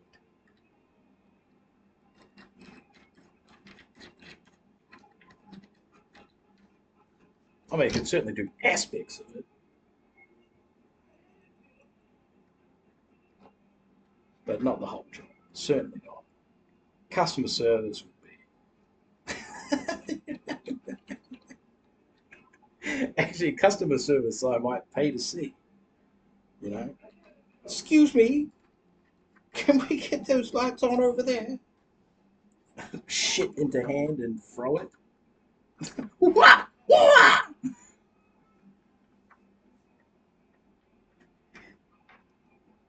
Right, so we've got a nice spare one there that we can chuck in there. Right now we're just going to go around and do our tightening thing again, and then come back and affix the dampener. Now this is not going to go as easily as the bottom because we had some tough ones which were either cross-threaded or I don't know what's up. Yeah, like this one right here, the very first one. It's definitely locked. So maybe I'm on the wrong angle. Yeah, get to about there and it just locks up completely. Bottom's alright. Still not as. I don't know if I should crack it through or not. It's like, is this ever going to come off again? Probably not. Let's have a little screw. That's good.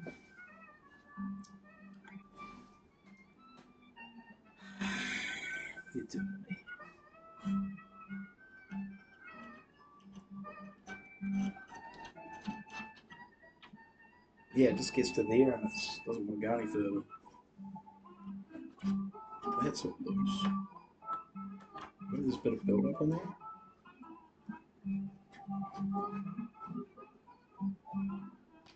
Definitely do not advise doing it like that. Where you just tighten the shit out of it and then I won't be able to get it off. I might squirt some CRC in there and see what I can do. Where I'll put it.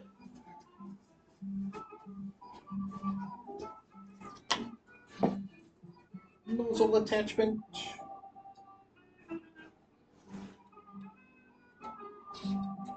Okay.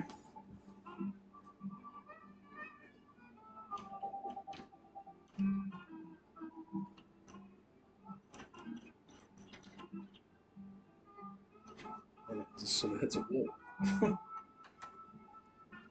It just hits a fucking wall.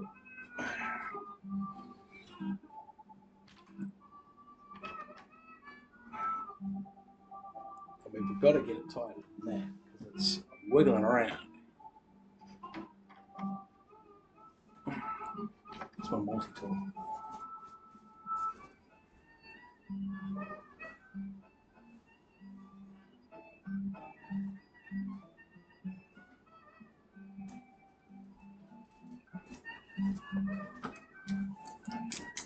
Well, apologies to the next person if they want to take this off.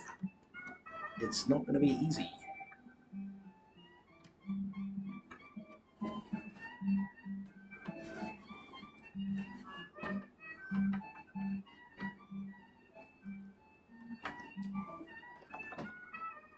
Still not quite there.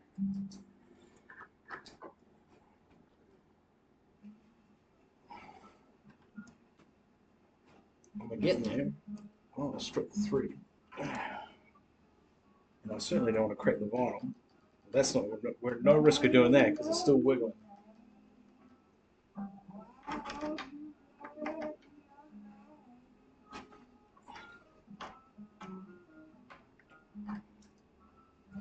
Oh, it's looser. What the fuck? Is the bottom not on far enough? Oh, there we go. I think. Okay, we've got it. Good. Now we have to do that for the next 5. Hope not.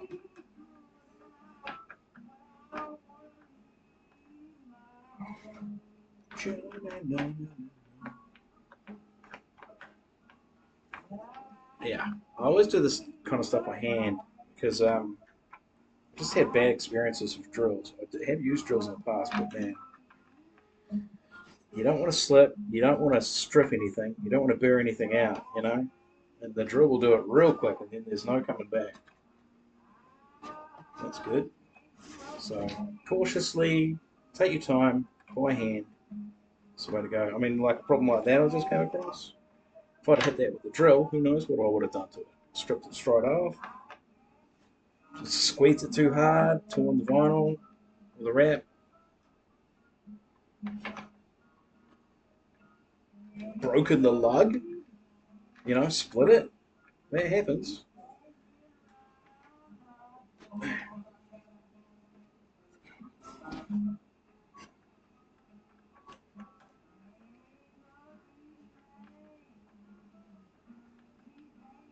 This is called Stingery Man Blues. Stingery.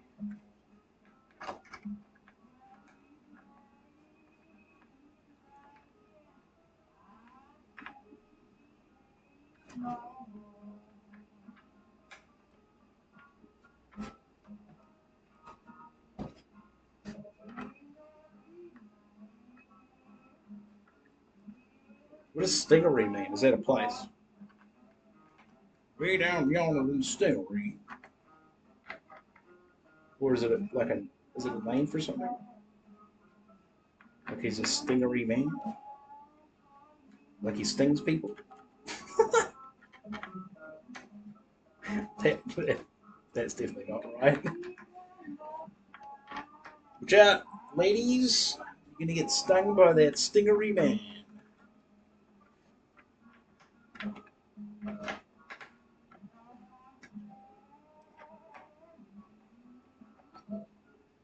2 minutes away. No, we're not going to make it. We're not going to make the 4 hour mark. Please. I'm definitely not going to be able to do the kick in 4 hours. Oh, got a lot more time with the kick. And the kick's kind of special because we've got that cool repair to do. But I don't have the materials for it yet. So what we'll do is we might do the Perspex snare tomorrow, just to strip down and clean up. And maybe a stand, because just to strip down and clean up is not going to, because we're not going to be doing the hoops. We're not going to be doing the to put the skins on or anything like that. It's just I just want to see what the Perspex cleans up like. And yes, I will be using the silicon again, but we'll be doing the inside and the outside, so that'll be interesting. The hardware on it's pretty clean, so I'm guessing it won't take us long. But we don't normally do strip down. I think we're all done. We don't normally do strip down. We normally do strip down separate to cleaning and reassembling. Right, so that's that lot.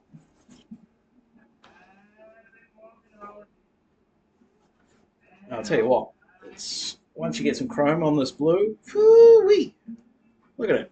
Look at the state of it. It's so good. It just looks incredible. I'm just hitting these lugs because they're a bit greasy. Still got CRC on them. I don't really want the CRC getting on the shells. But it's not too bad. We'll just go around.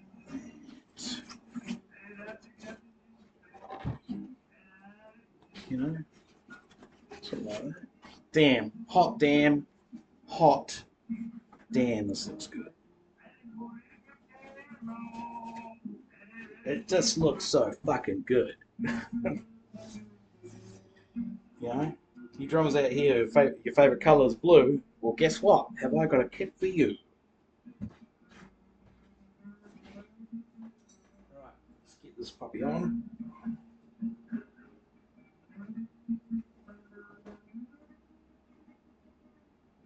Now, if I remember rightly,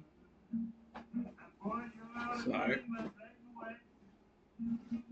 this goes on here like that, and it just goes straight to it. And the bolts and screws go on the back. Little washers and little bolts. I've only got two. Do I do top or do I do an angle? Like those two. Maybe I do those two.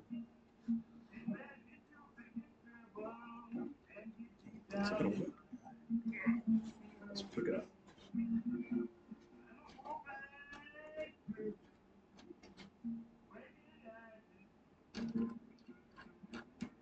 I can't see what I'm doing.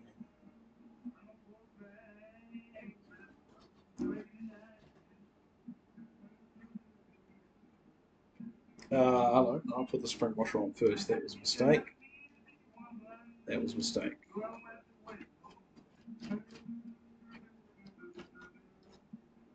It is. Has to be.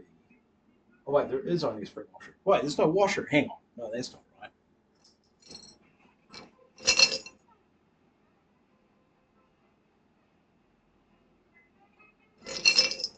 There's no washer? Hang on, let me check the other drums.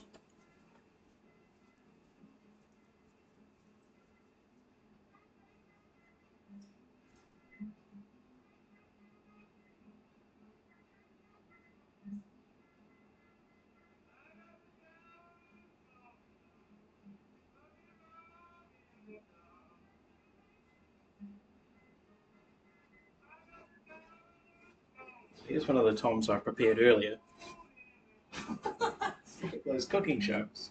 Here's one that's been in the oven for 20 minutes already. And as you can see, we have just a spring washer. Okay, so we're good. Just the spring washer. Excellent.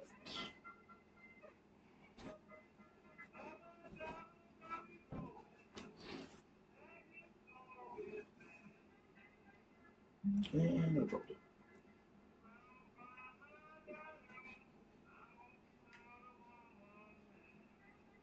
You're gonna what now? To some of them? Who's it's?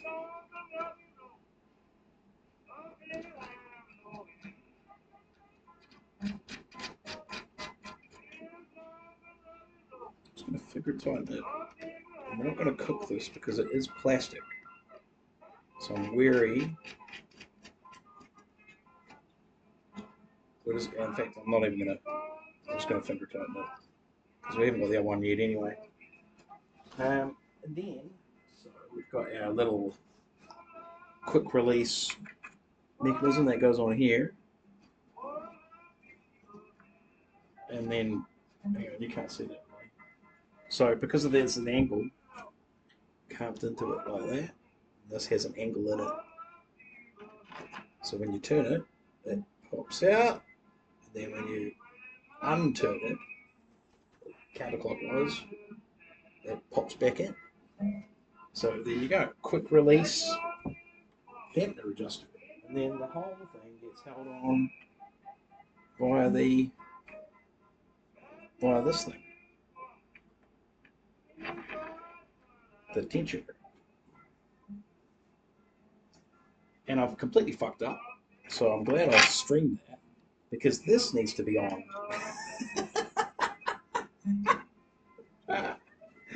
I'm glad I only finger tightened these because we're going to take them off. And also, now I remember, because I remember thinking, well, hang on, this was way harder to put on last time. Because you kind of have to, it's real finicky. And now I remember why. Because you're working against the elbow. You're working against the elbow of this bloody thing. Because getting the bottom in was really difficult. So that's your washer, essentially. It's built in. Now we put this washer.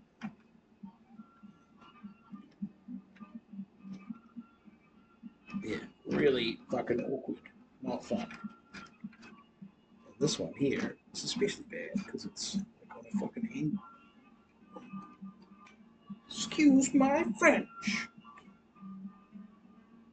Alright, we're in. So we're in. Come on. Yeah. Still only going to finger tighten. But yeah, I'm glad I chose that corner to leave off because when we come to fix it, it will be alright.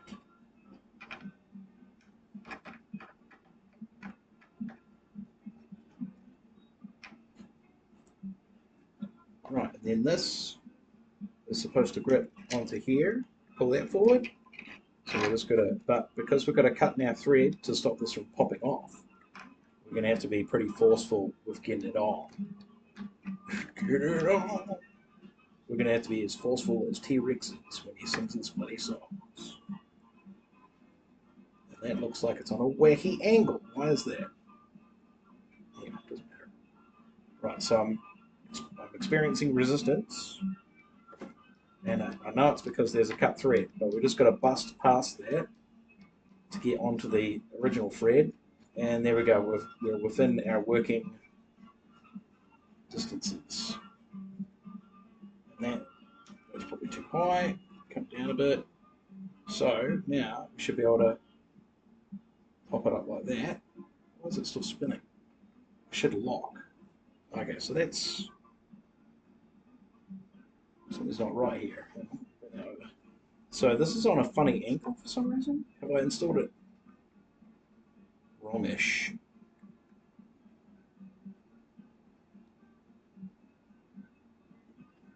I should be able to just pop that out and spin it. Hang on. Yeah, I think it's might be upside down. If I go there, we go like that. Yeah. Is that right? Why are you not playing ball? Put this off. Technically, you don't need this quick release thing. One of them's missing anyway.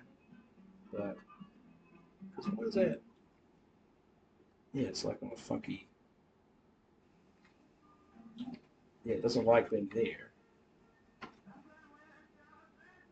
So where do you like that? You like being there, okay?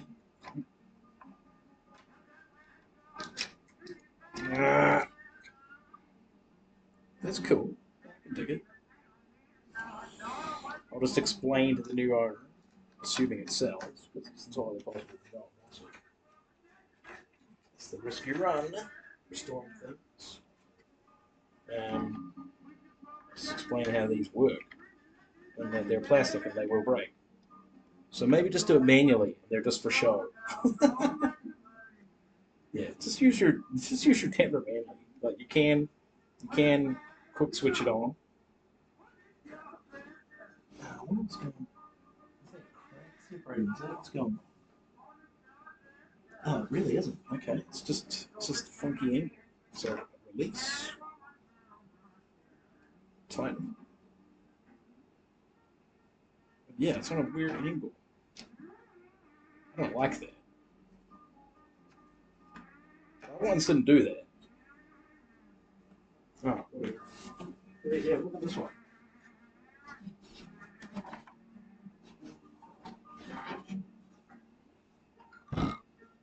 See? Straight. Also, it feels great. This one's got a wee crack in it. Works really well, though. This one doesn't do that.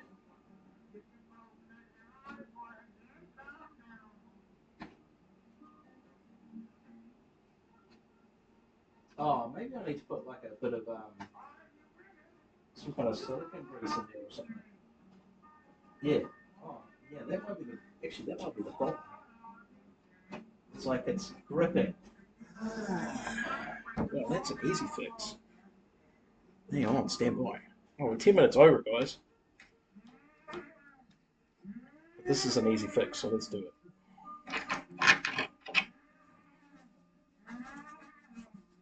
Silicone.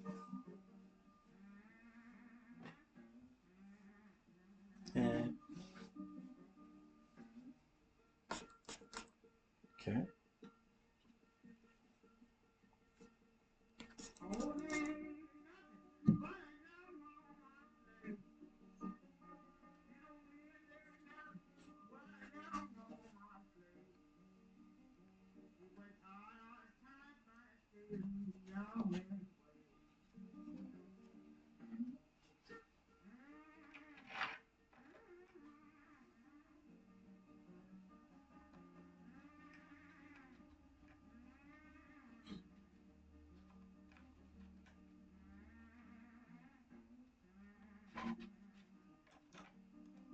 No, so it's not quite right.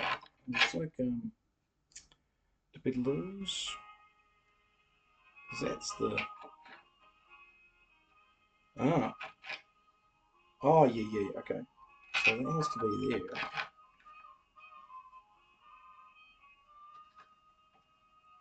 Try that.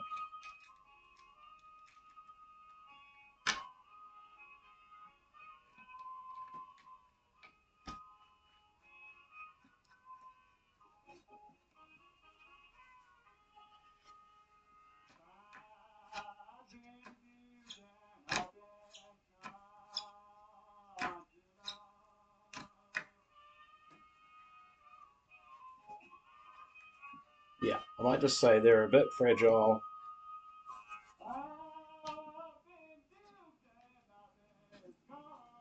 Yeah, this one, it's disappointing because that one works really well. And that one's the one that's slightly broken. Oh, oh, that's it. So that's all we're doing for today.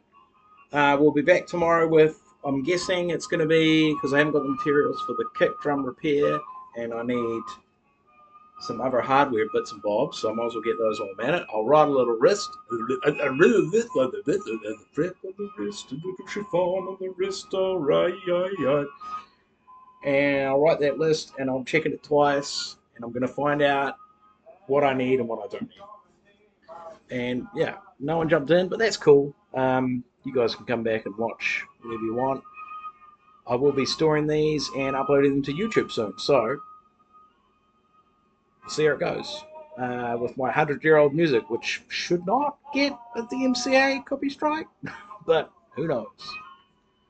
The states get refreshed. I don't know. I don't know how it works. See ya.